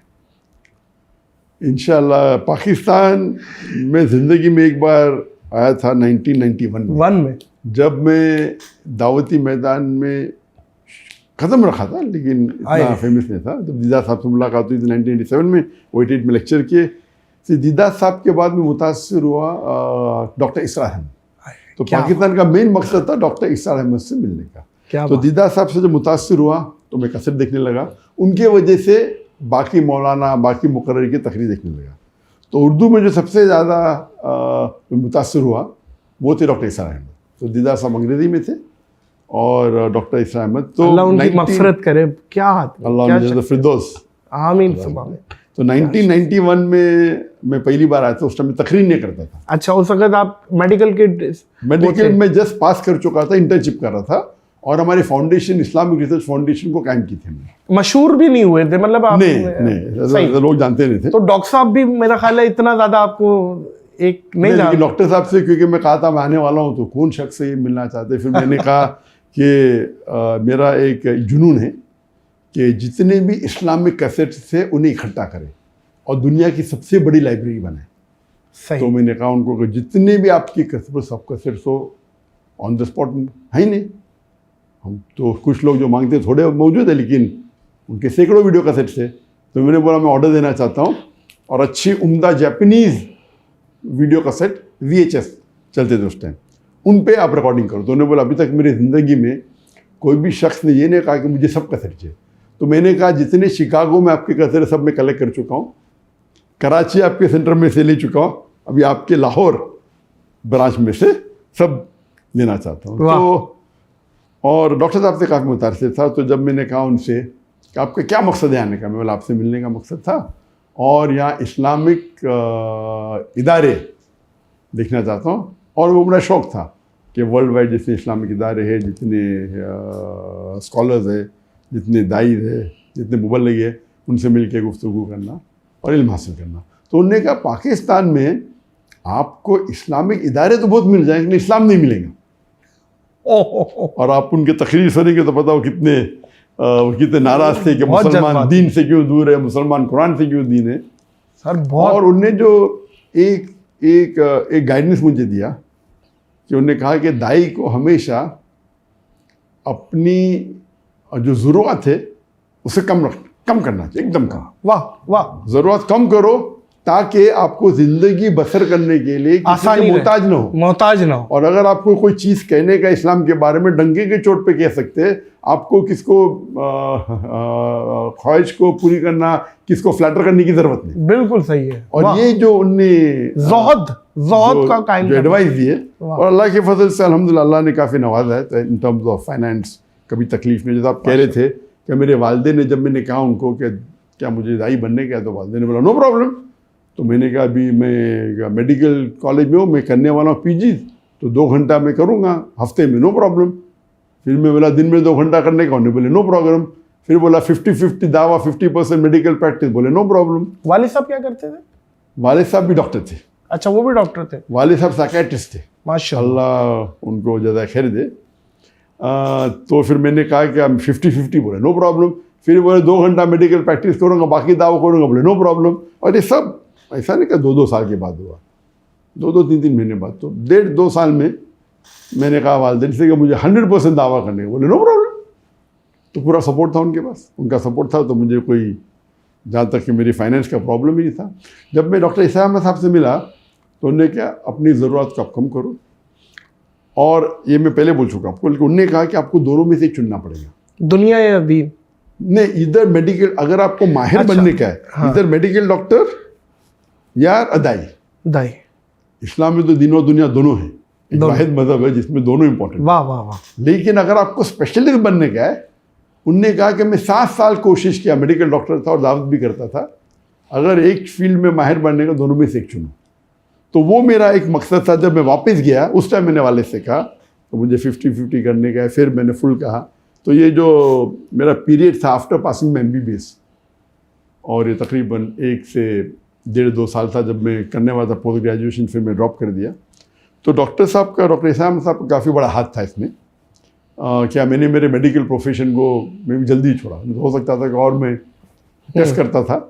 और वालिदैन की तरफ से पूरा सपोर्ट था, वालिदैन की तरफ से, भाई की तरफ से, बहन की तरफ से, फैमिली की तरफ से, कि आप अपनी फ़िक्र मत करो, आपकी लिविंग का फ़िक्र मत करो, आप फुल टाइम दाई बनो, हम आपको सपोर्ट करें। डॉक्टर इसरार के बाद, उस मुलाकात के बाद उनसे मुलाकात नहीं हुई? जब आप माशाल्लाह फेम पा लिया आपने, इतने बड़े पब्लिक फिगर। 91 में मुलाकात हुई थी, उनके बाद हमेशा टच में थे। और फिर हमने उन्हें 2004 में, ईयर बराबर आई थिंक 2004 के करीब है, हमने उनको इनवाइट किया था। इंडिया में आए थे, इंडिया में इनवाइट किया हमने 2004 में, और वो आए थे। और हमने माशाल्लाह उस टाइम हमारा लेवल ज़रा कुछ दूसरा था। तो दीदा साहब को पहले हमने ऑर्गेनाइज किए थे लेक्चर, तो हमें तजुर्बा था। बाकी काफ़ी लेवल कुछ और का मतलब वो हद्दे नजर पब्लिक ही पब्लिक, कैमरा दिखाई नहीं पा रहा। नहीं, हमारा उस टाइम जब हम दीदा साहब को बुलाए तो दीदा साहब बहुत मुतासिर थे। दीदा साहब ने सिर्फ एक चीज़ कहा, देखो बेटा मुझे अच्छा माइक्रोफोन चाहिए। अच्छा माइक्रोफोन चाहिए। हाँ। तो हमने लेके आए और बहुत खुश हो गए। अभी हम सोचते हमने क्या बकवास माइक्रोफोन चाहिए दीदा को दिया। तो लेवल की बात होती है, वो तो बहुत खुश थे। फिर हम डॉक्टर इस्लाम साहब को बुलाए और डॉक्टर इस्लाम का प्रोग्राम बहुत बड़े लेवल पे किए। वो तो बहुत खुश थे, बोले इतने लेक्चर टूर किया दुनिया भर में, इतना अच्छा मेरे ज़िंदगी में नहीं हुआ। सुभान अल्लाह। वो कभी थी 2004 उस टाइम हमारा लेवल मेरे हिसाब से अभी बोलता, उस टाइम हम बहुत खुश थे। उनने कहा कि मैं 10 दिन एक ही वेन्यू पे लेक्चर। बोला डॉक्टर साहब बम्बई इतना बड़ा है, एक लेक्चर यहाँ दो यहाँ दो। नहीं, मेरा मकसद है एक पे दो। मैंने पब्लिक एक 10 दिन तक कैसे आएंगी? और माशाल्लाह वो मशहूर थे, दीदा साहब के लिए तो पब्लिक थी। तो हमने उस टाइम बड़े एक मैदान में की जिसकी कैपेसिटी 10,000 थी। और माशाल्लाह पूरे 10 दिन माशाल्लाह पब्लिक थी। और रिकॉर्डिंग जो हमने किया था, हमने स्टेज के लिए हमने पैसा खर्चा किया और डॉक्टर साहब तो एकदम इतना पैसा खर्चा किया, इतना लेवल का किया। और हम भी खुश थे। अभी सोचते इतने बड़े शख्स के लिए हमने इतना कम खर्चा किया। हाय हाय हाय, वाह। लेवल की बात है। क्या बात है। तो हमें पता है कि हम तो दीदा साहब के लिए हमने बाहर से VHS पे रिकॉर्डिंग किए थे। उस टाइम बहुत खुश थे क्योंकि उस टाइम हमारा बेस्ट था। तो अल्लाह ताला ये देखते हैं कि आप मेहनत कितनी करते हैं। उस टाइम हमारी मेहनत टॉप, नियत कुछ छोड़े नहीं हमने। और जब इस्लाम में साहब 10 दिन की एकदम स्टेज बनाए, स्टेज के ऊपर सिर्फ स्टेज को सेटिंग करने के लाख रुपया खर्चा किए उस वक्त। तो उस टाइम तो हमारा और IRF वगैरह इदारा बन चुका था, बन चुका था। और पीस टीवी बन चुका था 1991 में जब मैं उन्हें मिलने गया था। ठीक है। और दीदा साहब को मिले 1987 में। इस्लामिक रिसर्च फाउंडेशन लॉन्च हुआ 1990 में, रजिस्टर हुआ और 1991 में इनॉग्रेट हुआ। उसके बाद में डॉक्टर इस्लाम साहब को मिलने गया। सही तो बन चुका था। और पीस टीवी 2006 में। तो दीदा पिछले जब हमारी मुलाकात हुई थी उस टाइम पीस टीवी कायम नहीं हुआ था। तो जब डॉक्टर इस्लाम साहब आए थे इंडिया में 2004 में, पीस टीवी ने नेशनल लेवल फर्क था। आप समझे ना? सही। तो अगर टेलीविजन को हटा देंगे तो लेवल बहुत अच्छा था। एक वन ऑन वन। ठीक है। लेकिन जब पीस टीवी आने के बाद, पीस टीवी की जो तरक्की में अल्लाह ताला की मदद थी, वो लेवल कुछ और हो गया। फिर वो अलग लेवल था। लेकिन उस टाइम हमने प्रोग्राम किए तो उस टाइम 10,000 पब्लिक 10 दिन के लिए, तो रिकॉर्ड हमारे रिकॉर्ड था और डॉक्टर इस्लाम साहब के लिए भी रिकॉर्ड था। बेशक। ऑफकोर्स उनको बुलाए तो काफ़ी इंडियन गवर्नमेंट में, बिकॉज पाकिस्तानी थी तो काफ़ी कंप्लेन हुए। फिर कुछ शख्स ने जो उनके गौर फिक्र के ख़िलाफ़ थे, कंप्लेन भी की पुलिस में। अल्हम्दुलिल्लाह अल्लाह की मदद थी, वो सॉल्व हो गया। और उनका दौरा काफ़ी तकरीबन 1 महीने तक तकरीबन यहाँ से फिर बैंगलोर गए, काफ़ी जगह खुश गए अल्हम्दुलिल्लाह। फिर हमने वीडियो रिकॉर्डिंग किया और वो उसके बाद फिर हम उनको दिखाने लगे हमारे केबल टीवी के ऊपर। केबल टीवी तो पहले से दिखाते थे। और फिर पीस टीवी कायम हुआ 2005 में हम छूटे। इसलिए डॉक्टर इस्लाम साहब 2002-3 या 2004 में, एग्जैक्ट डेट पत्र 2003 या 2004 में आए थे। फिर पीस टीवी कायम करने का इरादा हुआ मेरा 2005 में। उसके पहले ज़रा मैं जवाब दे दूँ, आपने कहा पाकिस्तान गई कहने, तो पाकिस्तान 1990 में सबसे पहली बार आया। उसके बाद आने के बाद इतनी इंक्वायरी हुई मेरी, क्यों गए थे, क्या कुछ टाइम में कुछ जानता भी नहीं था मुझे। अच्छा। पाकिस्तान गए, क्यों गए, किससे मिले, क्यों मिले, अल्हम्दुलिल्लाह कोई प्रॉब्लम हुआ नहीं। तो जब दावती मैदान में मैं उतरा तो बट नेचुरल, बिकॉज मैं इंडिया में रहता था, मैं अगर पाकिस्तान फिर से विज़िट करूं तो मुझे बहुत मुश्किल हो जाते थे, बहुत से मुश्किलात आते थे गवर्नमेंट की तरफ से। एलिगेशन, ऐसे एलिगेशन जितने मुसलमान एक बार मशहूर हो जाता है, लोग कबूल करने लगते हैं, तो इंडियन गवर्नमेंट पीछे पड़ जाती है पॉसिबिलिटी। तो इन्विटेशन मुझे सबसे ज़्यादा दुनिया में, अगर मैं 2016 को मैं छोड़ा, मैंने हिजरत की इंडिया से मलेशिया, तकरीबन उस वक्त 5,000 इन्विटेशन थे दुनिया भर से आने के लिए, जो मैं एक्सेप्ट नहीं किया था। एक्सेप्ट क्या अलग बात है, पेंडिंग। उसमें से तकरीबन 500 सिर्फ पाकिस्तान से थे, 500। और उस टाइम जो इन्विटेशन होता था बट नेचुरल तकरीर के लिए मैं जो आते थे, लेकिन मैं बोला अभी आना तो मुश्किल है, इंशाल्लाह टेलीविज़न के थ्रू जाएंगे। तो टेलीविज़न शुरू हो गया था। डॉक्टर साहब, हमने आपके हज़ारों लेक्चर्स देखे हैं जिसमें आपने सबको लाजवाब कर दिया, हर सवाल का जवाब दिया। The brother ask a very good question और जवाब धड़ाधड़। कभी ऐसा कोई सवाल, कोई ऐसा टफ क्वेश्चन या कोई ऐसा टफ अपोनेंट जो आप भी सोचने पे मजबूर हो गए हो कि यार इस बात का क्या जवाब है, और आपने किसी से मशवरे लिए हो या अल्लाह ने फिर डाल दिया हो लेकिन बहुत टफ लगा हो, वो मोमेंट ज़रा शेयर करें। नहीं, आपका ये क्वेश्चन टफ क्वेश्चन है। अच्छा, ये टफ है। इसके लिए हाँ, ऐसे कई बार, एक बार नहीं कई बार ऐसे हुए कई बार ऐसा हुआ कि जब मैं पब्लिक स्टेज पे मैं सवाल जवाब हैंडल कर रहा हूँ और कोई क्वेश्चन आता है और मुझे जवाब पता नहीं पता। ऐसा नहीं हो सकता डॉक्टर साहब, हम तो ये बोलते थे ये देखो अभी डॉक्टर साहब आएंगे और जवाब दे देंगे। लेकिन आपने जो उसके बाद पूछा कि अल्लाह की लेकिन मदद हमेशा आई, कभी भी ऐसा ना हो कि अल्लाह की मदद नहीं आई। इल्म तो कोई भी इंसान नहीं कह सकता मुझे सारा इल्म है, सही, और मैं तो कह नहीं सकता हूँ। तो ऐसे कई सवालात है। कुछ सवाल ऐसे कि सवाल उसने मुझे आज पूछा और कल ही मैंने जवाब पढ़ा उसका, कल शाम को पढ़ा सवाल आज पूछता है, ये तो अल्लाह की तरफ से। अगर ये मुझे कल पूछ लेता था येस्टरडे तो मैं जवाब नहीं दे पाता था। अच्छा। तो मुझे हैरत है कि मैं कल ही पढ़ा और आज किसने सवाल पूछा, तो अल्लाह की तरफ से।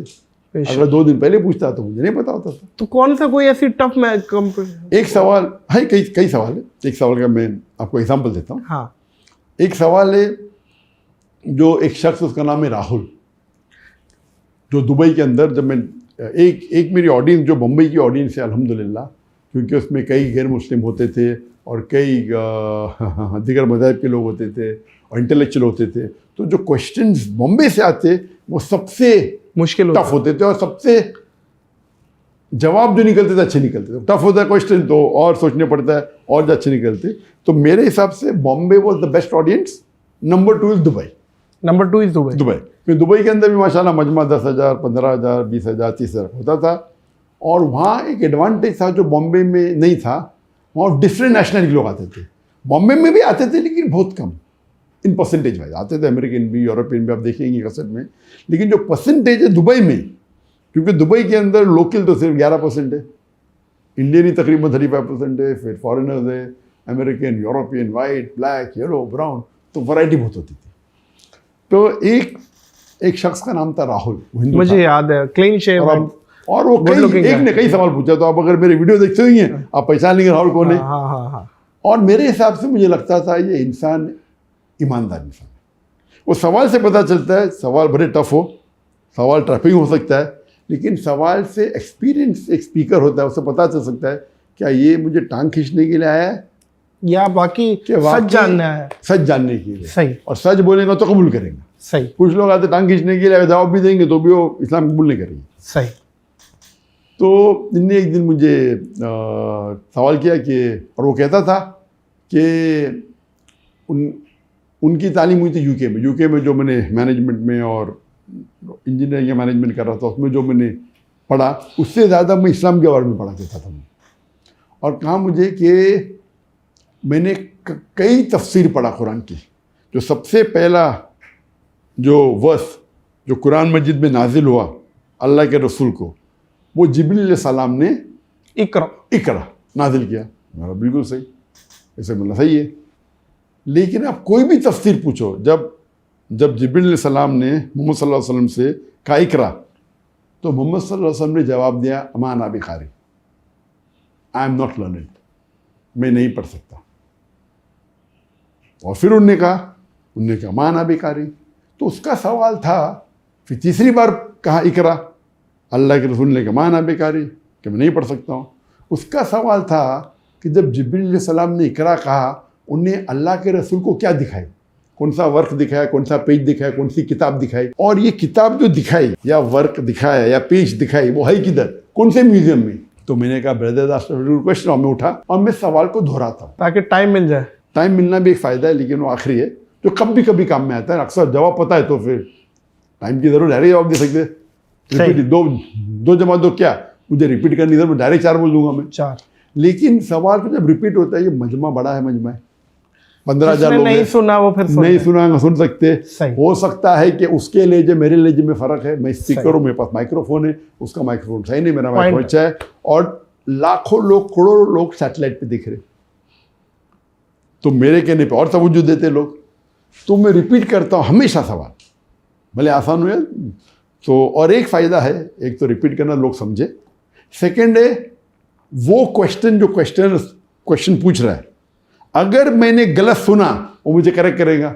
मैंने 2 जमा 2 4 ने पूछा, मैंने 2 जमा 3 पूछा, तो पहला ऑडियंस जो नहीं सुनी उनको पता चलेगा क्वेश्चन क्या है। नंबर 2, अगर मैंने गलत सुना तो क्वेश्चन मुझे करेक्ट करेगा, ठीक हो गया। नंबर 3, मुझे वक्त मिलता है जवाब को बराबर से फॉर्मुलेट करना, क्योंकि माइंड बहुत पावरफुल है। जब मैं रिपीट कर रहा हूँ, मेरा सिर्फ 2% या 4% मेरा दिमाग 95% दिमाग फ्री है, कैसा जवाब देना चाहिए, कितना लंबा कितना छोटा, और एक फॉर्मुलेट करना। एक का जवाब नहीं पता तो सोचने का वक्त मिलता है।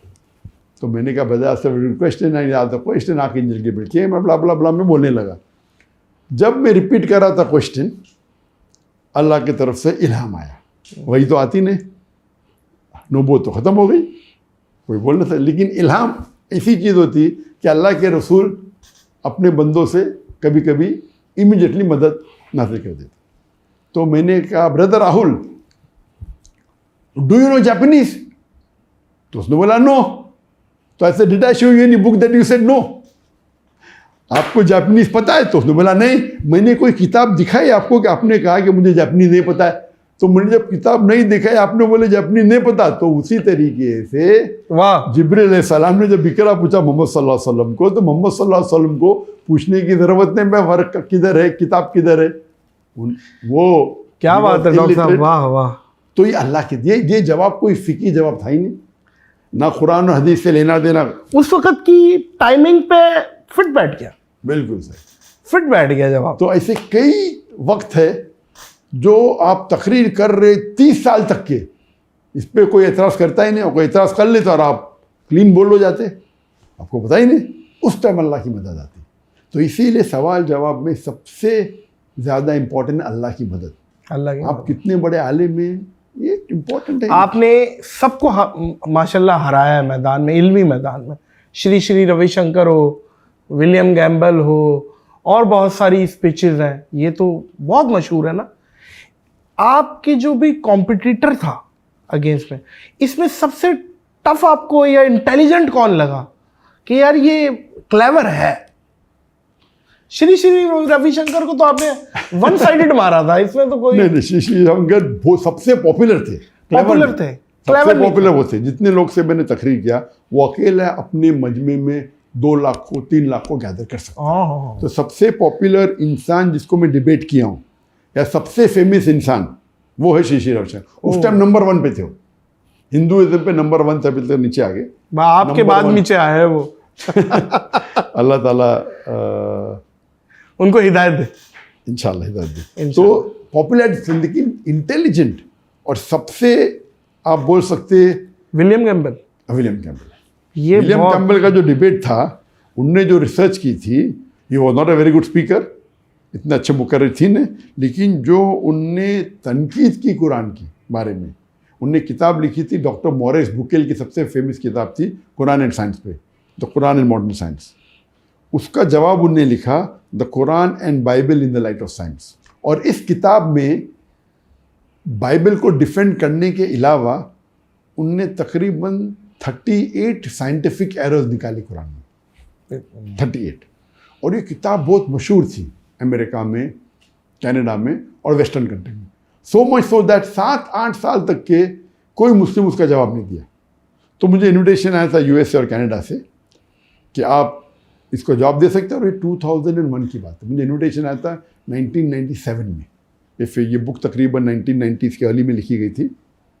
तो 96-97 में मुझे इन्विटेशन, 98 में डिबेट होने वाला था कनाडा में। मैंने बोला इंशाल्लाह करूँगा मैं। फिर पोस्टपोन हो गया ईयर 2000 में। तो अप्रैल 1 इन द ईयर 2000 शिकागो में डिबेट ऑर्गेनाइज हुई, और उस वक्त ये किताब गैर मुस्लिम क्रिश्चियन इस्तेमाल करते थे मुसलमानों के साथ इन यूनिवर्सिटी। ये किताब पढ़ो, हमारे कुरान में इतने साइंटिफिक एरर्स है, scientific errors, how can be the word of God? इतने साइंटिफिक एरर्स है, खता है साइंस के बारे में, तो ये अल्लाह का कलाम तो हो ही नहीं सकता है। और मुसलमान जवाब दे नहीं सकते थे।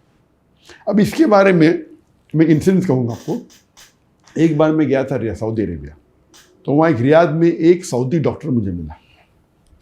बोला मैं आपको मिलने के लिए तरस रहा था। बोला मेरा मिजाज ऐसा है कि मैं दीदात का फ़ैन था, लेकिन कभी भी शेख दीदात के वीडियो डिबेट एक साथ में देख ही नहीं पाता था। मैं आधे घंटे से ज़्यादा देख ही नहीं सकता। तो अगर दीदात का डिबेट होगा 3 घंटे का, तो मैं 6 किश्तों में देखता हूँ, 6 पार्ट में। अगर 2 घंटे का डिबेट है तो 4 किश्तों में देखता हूँ। एक बार मैं मेरे दोस्त के वहाँ लंच के लिए गया और उसने प्ले किया आप विलियम कैम्पबेल का डिबेट।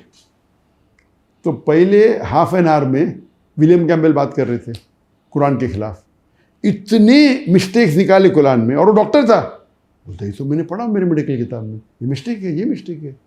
उसको चेंज नहीं आया, वो कंटिन्यू किया डिबेट देखते देखते। फिर मैं आया, मुझे जब देखा स्क्रीन पे, मैं तो उस टाइम मशहूर था नहीं, तो बहुत तेज में आया। वो सऊदी मुस्लिम डॉक्टर बोलता है ये विलियम कैम्पबेल कौन है, इतनी मिस्टेक निकाल रहा है कुरान में, मैं डॉक्टर हूँ और ये सब मेडिकल बुक में लिखा हुआ है। और उसको जवाब देने के लिए कौन ये नौजवान लड़का, कौन है ये डॉक्टर जाकिर नाइक, ये बिका हुआ है। तो बहुत तेज में था। बोलते ये इतना ज़ईफ़ इंसान और ये लौंडा ये तो वन साइडेड हार जाएगा, वन साइडेड, और ये बिका हुआ मुसलमान है। अल्लाह अल्लाह। और बाद में सॉरी बोला मुझे, बोला मैं बोला कौन है ये, इतने बड़े बड़े आलिम में कौन है ये जवाब देने वाला, वो भी शिकागो में हो रहा है, इतना डिबेट मजमा हजारों का, ये क्या जवाब देगा? और उनने मेरे जवाब सुने। उसके बाद इतना मुतासिर हुए जो मुझे जाकिर नाइक से मिलना है। वाह। तो उसका मतलब ये मैं कहना चाहता हूँ कि विलियम कैम्पबेल का जो लेक्चर था, एक मुसलमान सऊदी, और सऊदी तौहीद पे होता है, डॉक्टर, मेडिकल डॉक्टर, वो कह रहा है कि इसका जवाब मेरे पास ही नहीं। एक आम मुसलमान या बहुत से मुसलमान समझते नहीं, बोलते अरे बकवास कह रहा है। हम मुसलमान हैं, हम तो मानते हैं भाई कुरान में तो खता हो नहीं सकते, जैसे हमारा ईमान है। लेकिन उसने जो तनकीद की कुरान के बारे में, अक्सर जिसके पास साइंस की नॉलेज है उस तनकीद को अग्री करेंगे अनलेस आपके पास डिबेटिंग स्किल है या आपके पास उसका जवाब है। तो इसीलिए 7-8 साल तक के कोई भी मुसलमान ने उसकी जवाब नहीं दिया था। तो इसीलिए वो किताब, तो मैंने ये कभी भी डिबेट करने के पहले हमें क्या करना चाहिए, हमें प्रिपेयर होना चाहिए। तो मैंने पूरे नेट्स पे जितने भी साइंटिफिक एरर्स कुरान के तकरीबन 13-14 फाइल डाउनलोड की। सही है। और उस पे आपने फिर रिसर्च शुरू की? हाँ ना, उसके बाद आपको हेल्प भी कोई करता है? हाँ, तो हमारी रिसर्च टीम थी। ठीक। तो मेरे पास 13-14 फाइल, तो उसमें कोई डॉक्टर भी थे, एमडी, मैं तो एमबीबीएस डॉक्टर हूँ। हमारे टीम के अंदर एमडी डॉक्टर भी थे, उनका नाम नहीं लूँगा मैं। सही। कई डॉक्टर थे। मैंने बोला भाई ये विलियम कैम्पबेल का जवाब दो, उसकी किताब है और ये बाकी है। तो 38 में से शायद 2-3 जवाब ला के दिए मुझे उन्होंने, और अभी डिबेट को 2 महीने बाकी थे अभी तक। तो मैंने बोला अरे भाई तू जवाब 38 का 2, अरे कम से कम बोलो 2 नहीं मिले, बाकी के मिले। अब इतना अब दाई है इतने साल से फील्ड में, और बाकी जो मैं फाइल लेके आया 14 फाइल, उसमें आधे से ज़्यादा जवाब ही नहीं उनके पास। तो मैं बोला ठीक है। तो मैं ज़रा चौंक गया, भाई एमडी डॉक्टर है, मैं तो एमबीबीएस हूँ। एमडी डॉक्टर को जब जवाब नहीं मिला और ये फील्ड का आदमी है, दाई है, तो मैं क्या जवाब ढूंढूंगा? अल्लाह अल्लाह। तो इसीलिए अल्लाह की मदद होती है। तो 1 महीना बाकी था डिबेट के लिए, तो मैं 1 महीना तो कम से कम पहले डिबेट के लिए खुद प्रिपेयर करता था, अभी बहुत कुछ था। तो 1 महीने पहले मैं शुरू किया, और माशाल्लाह शुरू किया चंद दिन में खुद आप पे आमद हुई अल्लाह ताला की तरफ से? नहीं, जब मैं देखो इल्म एक चीज़ है और एक अल्लाह की मदद एक चीज़ है। सही। तो मेरे जो भी मैं तकरीर करता हूँ, मेरे हिसाब से अल्लाह की मदद सबसे अहम है। बेशक। मेहनत तो है बेशक। तो इसीलिए मैं कहता हूँ कि कोई भी काम में सफल होने के लिए 3 रूल है। नंबर, चाहे दावती काम हो चाहे बिजनेस हो, नंबर 1 रूल अल्लाह ताला कहते हैं सूरह इमरान में, सूरह नंबर 3 आयत नंबर 160 में, कि if Allah helps you none can overcome you, if Allah forsakes you who is there then you can help you, so let the believers put their trust in Allah। यानी अल्लाह अगर आपकी मदद करेगा तो आपको कोई भी शिकस्त नहीं कर सकता, नहीं कर सकता। लेकिन अल्लाह अगर आपको छोड़ देगा तो कोई भी आपकी मदद नहीं कर सकता। इसीलिए या मोमिनो ए मोमिन, अल्लाह पे भरोसा रखो। तो आप कितनी भी बड़े माहिर हो कोई भी फन के, अल्लाह के बिना यू ज़ीरो। तो वो सवालात कैसे फिर वो आपके जहन में आए? जी हाँ, तो पहला ये सेकेंड फॉर्मूला है। अल्लाह ताला फरमाते हैं सूरह अनकबूत में, सूरह नंबर 29 आयत नंबर 69 में, अगर आप अल्लाह के राह में जिहाद करेंगे, जिद्दोजहद करेंगे, तो अल्लाह ताला आपके रास्ते खोल देगा। तो जिद्दोजहद करना इंपॉर्टेंट है, ये नंबर 2 है। जिद्दोजहद करो, पहला अल्लाह पे भरोसा करो, अल्लाह की मदद हासिल करो, सेकंड जिद्दोजहद करो। और अगर आप जिद्दोजहद करते आपको सफलता नहीं मिलती तो अल्लाह को दोषी मत ठहराओ, आपका जिद्दोजहद सही नहीं है। सही है, क्योंकि अल्लाह ताला का वादा है, आप जिद्दोजहद करेंगे अल्लाह ताला रास्ते खोलेंगे। अगर रास्ते नहीं खोल रहे तो आप पे गिल्टी है। सही है। आप समझ रहे आप जिद्दोजहद कर रहे लेकिन नहीं कर रहे, तो नंबर 2 हो गया। नंबर 3 सूरह नहल सूरह नंबर 16 आयत नंबर 43 और सूरह अंबिया सूरह नंबर 21 आयत नंबर 7 में अल्लाह ताला फरमाते फसअलू अहले ज़िक्री इन कुंतुम ला तालमून। अगर आप नहीं जानते उससे पूछो जो वो फ़न का माहिर है, अहले ज़िक्र से। तो अगर आप साइंस के बारे में जानना चाहते हैं साइंटिस्ट को पूछो, फ़िक़्ह के बारे में जानना चाहते हो फ़क़ीह को पूछो। तो आस्क एन एक्सपर्ट, चाहे वो एक्सपर्ट नॉन मुस्लिम हो। तो नंबर 1 अल्लाह की मदद। अल्लाह की मदद हासिल करने के लिए आपको जो भी अल्लाह के अहकामात है कुरान में उसमें करना चाहिए, उसके बाद जिद्दोजहद करना चाहिए, उसके बाद एक्सपर्ट को पूछना चाहिए। तो जब मैंने ये क्वेश्चंस पढ़ा और तहकीक करने लगा तो अल्हम्दुलिल्लाह चंद दिनों में मुझे जवाब मिल गया। लेकिन फिर वो जो 14 फाइल मैंने डाउनलोड किया था, क्योंकि मुझे तो टॉपिक है Quran and the Bible in the light of science. Topic है तो विलियम कैम्बल्स बुक। अगर विलियम कैम्बल की बुक की टॉपिक होती थी तो ख़त्म, मैंने पूरी बुक पढ़ लिया, उसका जवाब है, तो प्रॉब्लम ही नहीं। वो कुछ भी पूछ सकता है, वो नई चीज़ लेके आ सकता है इंटरनेट से। और आज की तारीख में जब से इंटरनेट शुरू हुआ 1990s के एंडिंग के बाद, इस्लाम को अटैक करना बहुत आसान हो गया। आप जाओ कोई भी वेबसाइट के ऊपर, एंटी इस्लाम की वेबसाइट पर डाउनलोड करो, आपको सैकड़ों अटैक्स मिलेंगे। चाहे कुरान के अंदर अरबी गलतियाँ निकालेंगे, है तो नहीं अल्हम्दुलिल्लाह, साइंटिफिक गलतियाँ निकलेंगी, कॉन्ट्रडिक्शन दिखेंगे।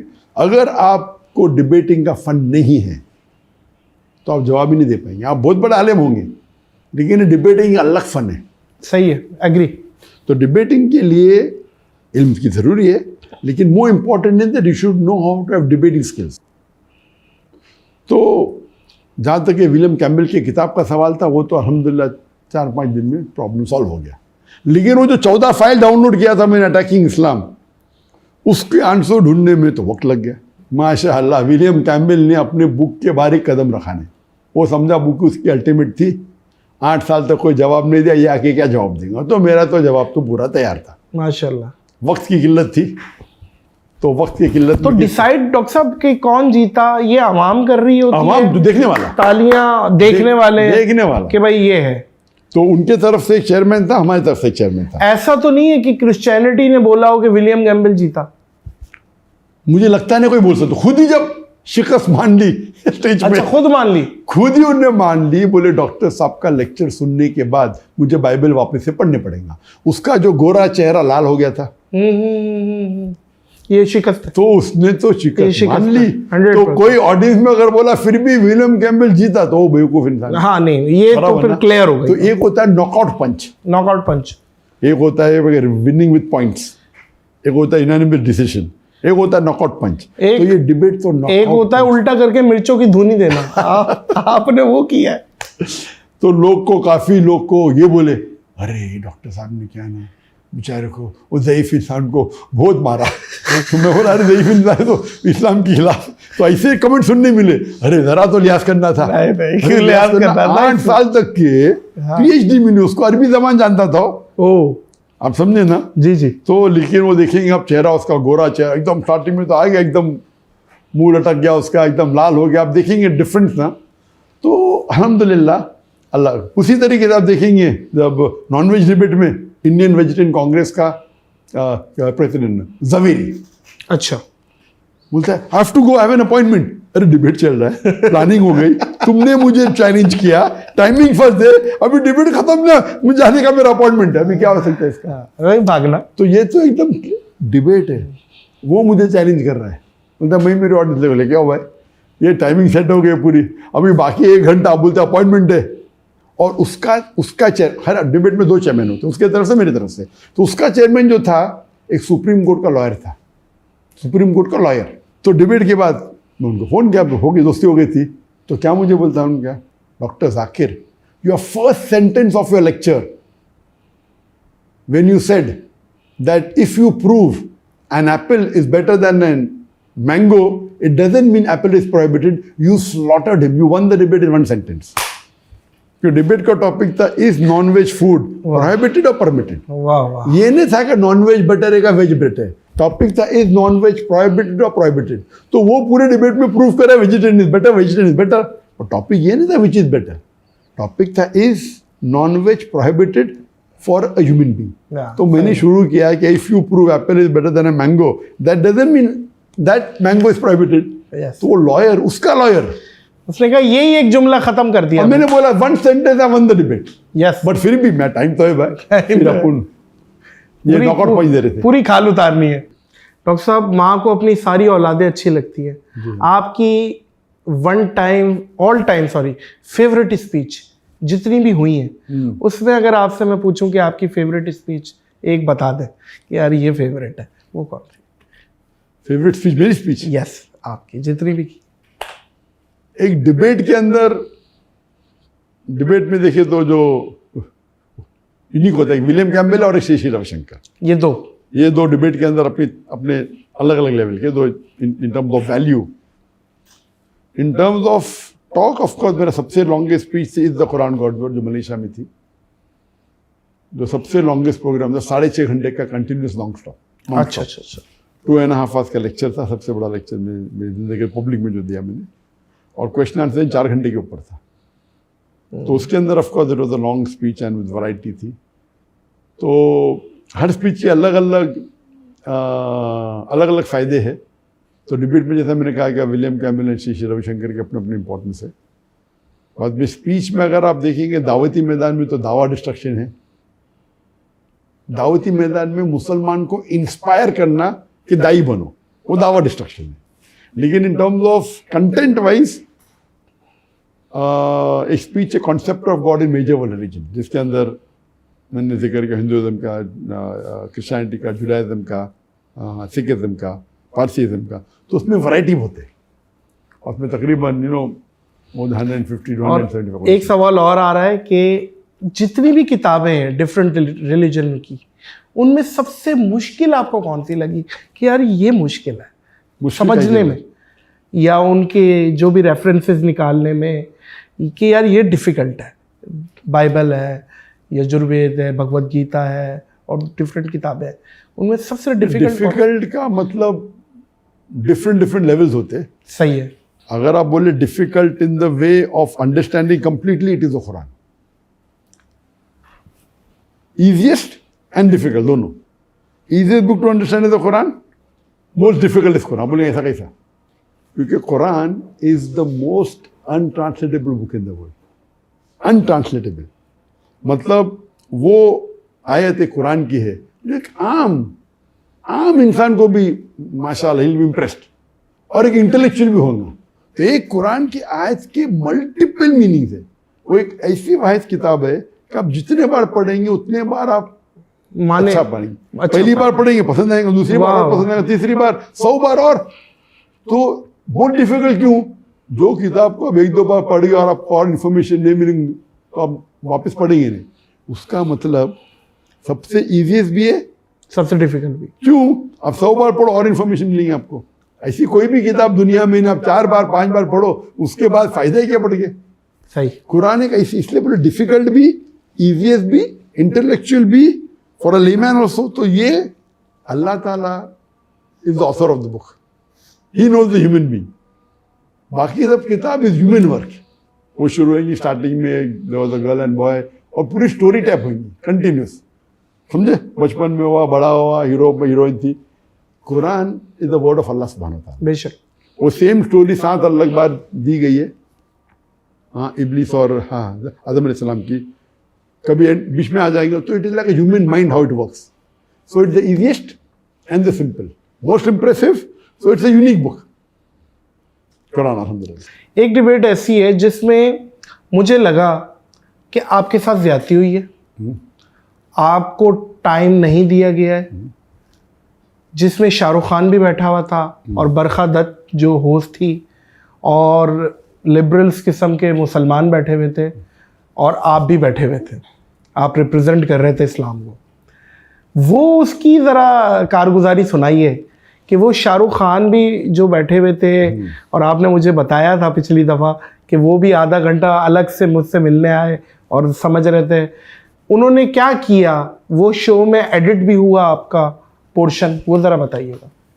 पहला वो डिबेट था नहीं, वो डिबेट नहीं था, वो टॉक शो था. टॉक शो था, लेकिन डिबेट सबके नहीं था. पॉइंट ऑफ व्यू से. डिबेट के अंदर लेकिन क्या वो होता है? डिबेट हो गई थी डॉक्टर साहब, इख्तलाफ हो रहा है, कोई किससे कर रहा है, कोई किससे हाँ, कर तो रहा है, उसको टॉक शो के अंदर आपस के अंदर आर्ग्यूमेंट हो रहा है. आर्ग्यूमेंट हो रहा है. लेकिन डिबेट होता है फॉर्मेटेड, लेकिन डिबेट में भी चीटिंग होती है. फिर उस पर आता हूँ, फिर मैं ये आता हूँ शाहरुख खान के टॉक शो पे. जब भी ये प्रोग्राम जब होते, जब भी टॉक शो जब होते बड़े बड़े चैनल के ऊपर, उनका पूरा अक्सर इसके अंदर होता है एक चैनल की पॉलिसी. सही है. चैनल की पॉलिसी क्या है, मुसलमान के खिलाफ बात करना, मुसलमान की फेवर क्या है. स्क्रिप्टेड, डिसाइडेड स्क्रिप्टेड नहीं, डिसाइडेड था. स्क्रिप्टेड वाले अलग होते हैं. सही. ये जो बिग बॉस होता है वो स्क्रिप्टेड होता है. सही है. मैंने एक भी सब देखा नहीं, बिग बॉस के एक भी शो देखा लेकिन नहीं. फॉर्मेट 5 पता है मिनट. आपको. लेकिन वो पता है, वो जो अब्रॉड के अंदर बिग ब्रदर, उसका फॉर्मेट पता है, देखा Yes. नहीं, टाइम ही नहीं मेरे पास. वो स्क्रिप्टेड होता है. स्क्रिप्ट होके बोलते हो तुम झगड़ा करो, थप्पड़ मारो, मिर्ची फेंको, ये करो, वो करो, गाली दो, ये स्क्रिप्टेड.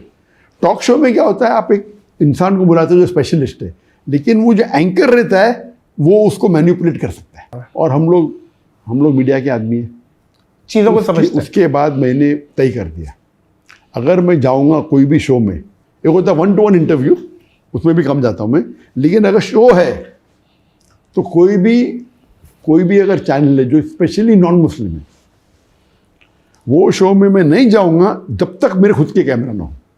नहीं, मेरा फॉर्मूला बन गया. आजकल वैसे तकरीबन इस्लामिक स्कॉलर इस चीज़ पर अमल कर रहे हैं. नहीं, ये पाकिस्तान में भी ना, ये इस चीज़ पाकिस्तान में मुसलमान है पे ना.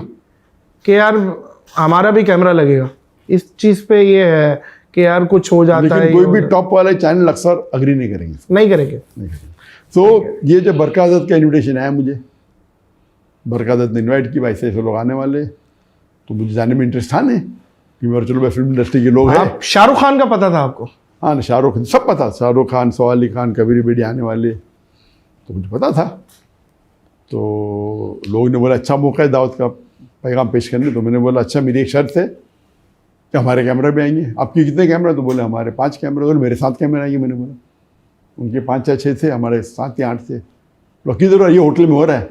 तो बोले नो प्रॉब्लम. बोले हमारे कैमरा क्रू आएंगी, जो टाइमिंग है आपको उसके 3 घंटा पहले आएंगी. अच्छा.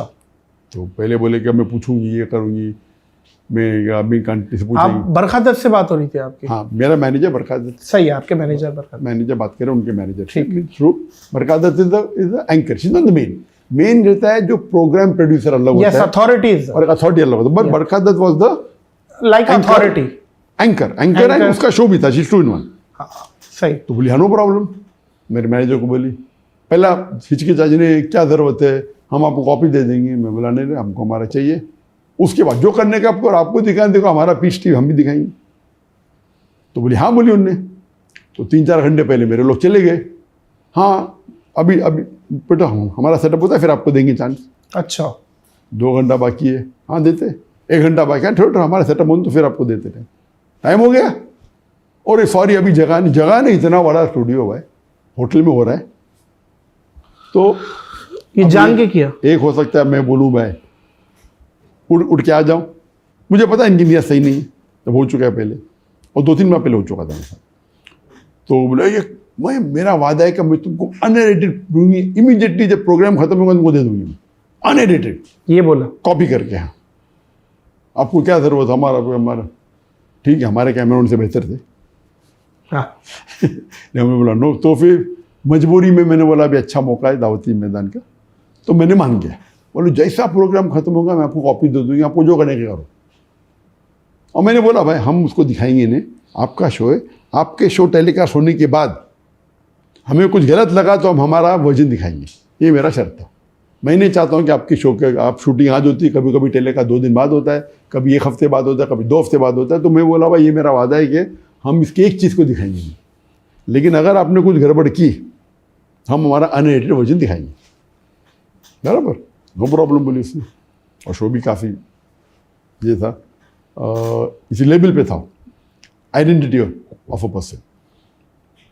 तो शो हो गया, ख़त्म हो गया। हाँ मैं अभी देती हूँ, अभी कल देती हूँ, यहाँ का कॉपी करेंगे, टाइम जाएगा, मैं कल दे देती हूँ। दी नहीं। टोपी ड्रामे चल रहे हैं। ये सब उनका मेन मकसद हक रहता ही नहीं।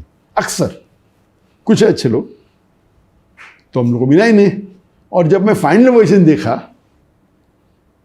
तो बहुत से मेरे आंसर्स कट किए, उसमें काट दिए उन्होंने, काट दिए, आंसर को आधा दिखाए। तो भी अल्हम्दुलिल्लाह काटने के बाद भी इफेक्टिव था मेरा, इफेक्टिव था। आप नीचे कमेंट सेक्शन तो देखें, हाँ इफेक्टिव। शाहरुख खान को कोई नहीं पूछ रहा, सारा डॉक्टर जाकिर नाइक से इफेक्टिव था, लेकिन बहुत से चीज को काटा, कान से आधा काटा, जो जवाब दे कभी दिखाई नहीं। तो अपने मतलब की चीज दिखाए, पूरा तो नहीं काट सकते क्योंकि मैं था लॉन्ग शॉट पे दिख रहा हूँ, मैं लॉन्ग शॉट पे दिख रहा है। तो इवन अगर उनने 20% 25% भी काटे या जितना भी काटे, मेन चीज काट देंगे तो फर्क हो सकता है, आप समझे ना। तो बहुत से मेरे लॉजिकल पार्ट जो थे ना आंसर के, उनने काटे। तो इस पे मुझे बहुत अफसोस। अभी क्या कर सकते हैं, अभी क्या केस करेंगे।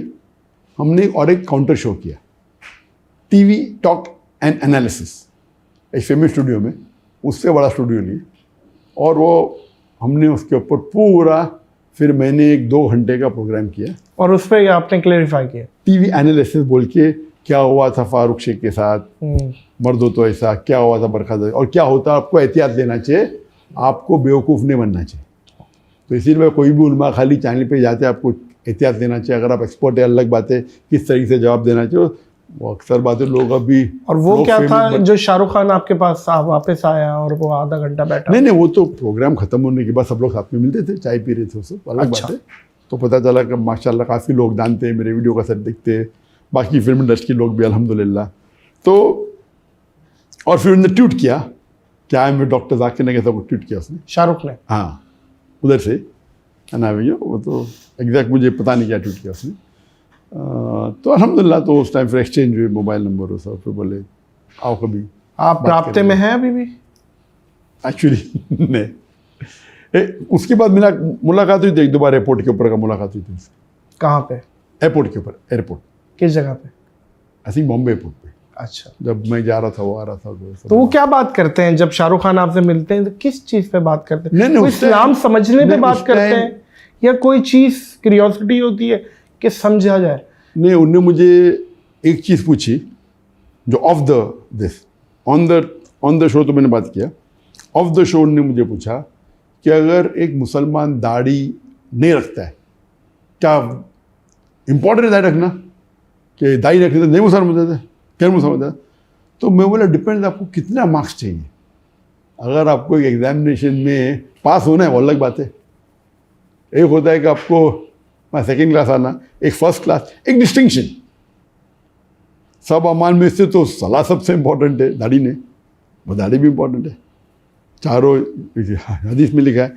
तो दाढ़ी नहीं रखे तो आप फेल है, तो जहन्नम में जाएंगे, ऐसा का नहीं, क्योंकि वो मेजर सिन नहीं है। लेकिन अगर आप स्कोर करना चाहते हैं 95 के ऊपर, तो ये सब पॉइंट इंपॉर्टेंट है। बोले अरे वाह क्या जवाब है। तो मैं बोला कि भाई according to all the 4 schools of thought it is compulsory, पर नए रखे तो ऐसा नहीं कि आप जहन्नम में जाएंगे। लेकिन अगर आप चाहते हैं, जितना चांसेस चाहते हैं कि जितने ज़्यादा छोटे छोटे पॉइंट्स कलेक्ट करेंगे तो आपके जन्नत में जाने के चांसेस बढ़ते हैं। जी। तो इट्स अ रिक्वायरमेंट, अल्लाह के रसूल की हदीस है, इस्लाम के हिसाब से फ़र्ज़ है, लेकिन नए रखने से जहन्नम कंपल्सरी नहीं है। तो वो उसका समझ है। हाँ, तो बोला ठीक है, इसको पॉइंट्स मिलने पे डिपेंड होता है। हाँ, क्या शिर्क है? बोला शिर्क, नंबर 1 शिर्क। तो उस बात पे काफ़ी गुफ्तगू हुई, समझे ना। और we can come to my house and तो अल्हम्दुलिल्लाह। तो ऐसे मौके कई मिलते हैं जो फिल्म इंडस्ट्री से चाहे बात करने मिले या होता है, अल्हम्दुलिल्लाह। नहीं बिल्कुल डॉक्टर साहब, ये बहुत बड़ी बात है क्योंकि इन लोगों की इन्फ्लुएंस है नीचे तक है। अगर कोई चीज़ अमल शाहरुख खान करेगा और आपकी वजह से करेगा, आपको तो यकीनन इस चीज़ का अल्लाह सवाब देगा, लेकिन शाहरुख खान की इन्फ्लुएंस इतनी है कि लोग भी करेंगे नीचे। इन्फ्लुएंस बहुत ज़्यादा माशाल्लाह, फॉलोइंग इज हाई माशाल्लाह। अच्छा डॉक्टर साहब, जब मैं आपके पास आ रहा था, कुछ मोस्ट आस्क्ड क्वेश्चन थे लोगों के, अगर आप इजाज़त दें, क्योंकि कुछ कंट्रोवर्शियल भी हैं कि मैं चाहता हूं कि ज़रा कुछ क्लेरिफाई भी कर दें। सबसे पहले यजीद के मसले पे मैं लाना चाह रहा हूं आपको कि इस पे बहुत डिस्कस हुआ और आपका भी क्लिप आया कि शिया हजरात मेरे फ़ैन और मुझसे बड़ी मोहब्बत करते थे, लेकिन वो गिला करना शुरू हो गए, नाराज़ होना शुरू हो गए मुझसे कि ये क्या कह दिया आपने। तो ये ज़रा क्लेरिफाई करें, आपने दो शहजादों की जंग कहा, करबला को और यजीद, इसमें क्या था आपका या क्या मकसद है, ये ज़रा क्लेरिफाई करें इस चीज़ को। एक चीज़ समझ लो कि दाई का एक मकसद होता है कि जहाँ तक के अपनी मेन दावती मैदान है उस पर फोकस करें। जो चीज़ मेन नहीं है, एंसिलरी है, मतलब दूसरे कोई टॉपिक पे है, मिसाल के तौर पे पॉलिटिक्स की, वो सही है गलत है, कोई भी कंट्रोवर्सी पे लेके अपने मेन फोकस से हटना नहीं चाहिए। सही। लेकिन लेक्चर में मैं कोशिश करता हूँ वो हक की बात सही या गलत वो बाजू में, उससे अगर दावती मैदान में कोई फ़ायदा नहीं होता तो उसको अपने टॉपिक पे मत लेके आओ। आप समझे? वो टॉपिक पे जिस पे डिस्कस करके अपना मेन मुद्दा जो है दावती मैदान का, उससे नुकसान के ज़्यादा चांसेस है तो उसको जिक्र ही नहीं करना चाहिए। आप समझे? ये रूल है। लेकिन उस वक्त क्वेश्चन आंसर पे कोई क्वेश्चन पूछ लेता है, वो एक तकरीर ख़त्म होने के बाद हमारे पीस कॉन्फ्रेंस में एक हिंदू ने कोई सवाल पूछा और सवाल पूछते पूछते इस्लाम को प्रेस करने के तरीके में उसके बारे में कह दिया। तो ये जो कंट्रोवर्सी थी उसका जवाब तो पूरा मैंने मुकम्मल दे चुका है और कंट्रोवर्सी ख़त्म हो गई। अगर वन लाइनर इसको अब ये वापस से लेके आएंगे, मैं जवाब फिर से दूंगा तो कुछ फ़ायदा नहीं। इसका फ़ायदा ये है जिससे नहीं, इसका फ़ायदा क्या है? जी जी, इसका क्या फ़ायदा क्या है? क्यों आपको देखना चाहिए। मिसाल के तौर पे कौन मुझे पूछता है कि ये साइंस के बारे में, मैं डॉक्टर हूँ, एक साइंस के बारे में कोई क्वेश्चन है एग्जाम्पल जिससे कोई ज़्यादा फ़ायदा नहीं है, लेकिन फॉर एग्ज़ाम्पल ये कोविड था, ये एक्चुअल था कि बैकअप था, जो भी है, उससे मेरे दावती मैदान से लेना देना क्या है? एक ग्रुप मानती है Covid was planned by China, एक ग्रुप मानती है Covid was planned by USA, एक बोलती क्या ये नेचुरल फिनोमेना। तो जो मेरे दावती मैदान से, और मैं डॉक्टर हूँ और मैं जानता भी हूँ जवाब, मैं दे के मैं डिवाइड क्यों करूँ? तो ये हिकमत है। कुरान की आयत है सूरह नहल में सूरह नंबर 16 आयत नंबर 125, उदु इला सबील रब्बिका बिल हिकमा वल मौइज़तिल हसना वजादिल बिल्लती अहसन, invite all to the way of the Lord with wisdom and beautiful teaching and argue with them and reason with them in the ways the best most gracious. अभी ये मुद्दा आ गया, ये मुद्दा को पूरा जवाब दिया, हर एक को जवाब दिया, ये ख़त्म हो गया। अभी 2007 का काम था। हाँ, अभी आप पूछे 17 साल बाद, मैं बेवकूफ़ जवाब दूंगा आप इससे, आपको देखने का यूट्यूब पे मिल जाएंगे आपको। जरूरी का नादिर अली से सुने, सही मैं जवाब फिर से दे सकता हूँ। एग्री। ये बेवकूफ़ी है क्योंकि वो मुद्दा ख़त्म हो गया। अभी it is not at all dealing with anything of the main pillars of Islam. सही। अभी फिर से नहीं कॉन्ट्रोवर्सी, अभी बहुत से शिया मेरे फैन हैं, आप क्यों उनको मेरे से दूर लेके आना चाहते हैं? अल्लाह ना करे। मैं लोग क्या होता है, आपका शो ज़्यादा देखेंगे, मुझे शो देखने में मुझे फिक्र ही नहीं, अल्लाह ने इतनी दिया है जी, मुझे फिक्र है कि आखिरत में कब मिलेगा। तो you as a Muslim also should see to it कि आप अगर शो कर रहे तो आपको सवाब कम ही ज़्यादा मिलेगा। अगर मुझे यहाँ मेरी व्यूअरशिप 1 मिलियन बढ़ जाएंगी लेकिन आखिरत के अंदर 1 मिलियन पॉइंट कम होंगे तो आप आखिरत की ज़्यादा फिक्र। बेशक वो देखिए, जवाब तो मैं दे सकता हूँ, मैं कितना डरता भी नहीं माशाल्लाह, बराबर ना। लेकिन ये it's a issue which is finish answered. मेरी नीयत यही थी डॉक्टर साहब कि इस चीज़ को आप कोई वन लाइनर जवाब दें तो मैं भी वो एक ज़रिया बनूँ आपका। और वन लाइनर जवाब है कि कुरान में शिया सुन्नी जैसा वर्ड ही नहीं है। कुरान की आयत है सूरह इमरान की सूरह नंबर 3 आयत नंबर 3, वातसिमू बिहब्लिल्लाहि जमीअन वला तफरकू, hold strongly to the rope of Allah and be not divided. Allah की रस्सी को मजबूती से पकड़ो और आपस में मत बंटो। अल्लाह की रस्सी कुरान हदीस है। तो मेरा मकसद रहा है कि जितनी भी मुसलमान में फ़िरके हैं, कोई फ़िरके में काफ़ी करीब है, कोई दूर है, कोई कुरान हदीस से दूर है। सब मुसलमान को जुड़ना चाहिए कुरान और हदीस में, ये बेस्ट है। और जितने फ़िरके हैं उसको आप आग नहीं लगाना चाहिए। इसीलिए आप पूछेंगे मैं कौन हूँ, मैं बोलूँगा मुस्लिम हूँ। मैं क्यों कौन हूँ? मैं शाफी हूँ, हम्बली हूँ, मलकी हूँ, शिया हूँ, सुन्नी हूँ, हम्बली हूँ, क्या है जमात इस्लाम? क़ाला इन्ननी मिनल मुस्लिमीन। अल्लाह कहते हैं कुरान में अपने आप को मुस्लिम कहो, कई बार है, 10 बार से ज़्यादा। कुरान में कहा नहीं कि अपने आप को सलफ़ी कहो या अपने आप को बरेली कहो या देवबंदी कहो, या हम अल्लाह के रसूल को मानते हैं मुसलमान। इसीलिए we go and meet everyone. हम जितने भी मुसलमान इस्लाम में फ़िरके नहीं होना चाहिए, बट है, मैं सब लोग से मिलता हूँ, कॉमनलिटी पे आता हूँ। ताला विला कलिमतुन सवाई में जो कॉमन है उसके ऊपर करेंगे। आप कुरान कॉमन है, अल्लाह कॉमन है, रसूल कॉमन, उन पर बात करेंगे। जो चीज़ डिफरेंट है ठीक है। हम क्या करते हैं, जो 10% डिफरेंस है उसके ऊपर लेक्चर ही देते रहते हैं। मैं वो तो 90% कॉमन है, 80% कॉमन, उस पर बात करें। बिल्कुल सही है, बिल्कुल सही है। अच्छा, कुछ 2-3 सवालात हैं डॉक्टर साहब, वो मैं चाह रहा हूँ ज़रा शॉर्टली अगर आप उसके, क्योंकि एक पूरी म्यूज़िक फर्टर्निटी मेरे साथ बैठी हुई थी, उन्होंने कहा यार डॉक्टर साहब से सिर्फ ये पूछ लो म्यूज़िक हलाल है या नहीं। इस चीज़ का अगर आसानी से ज़रा म्यूज़िक, जो जनरल म्यूज़िक है, इंस्ट्रूमेंट है, एक्सेप्ट फॉर डफ, वन साइडेड डफ, उसको छोड़ के बाकी म्यूज़िकल इंस्ट्रूमेंट्स हराम है इन शॉर्ट। उसके ऊपर काफ़ी तकरीर है मेरे।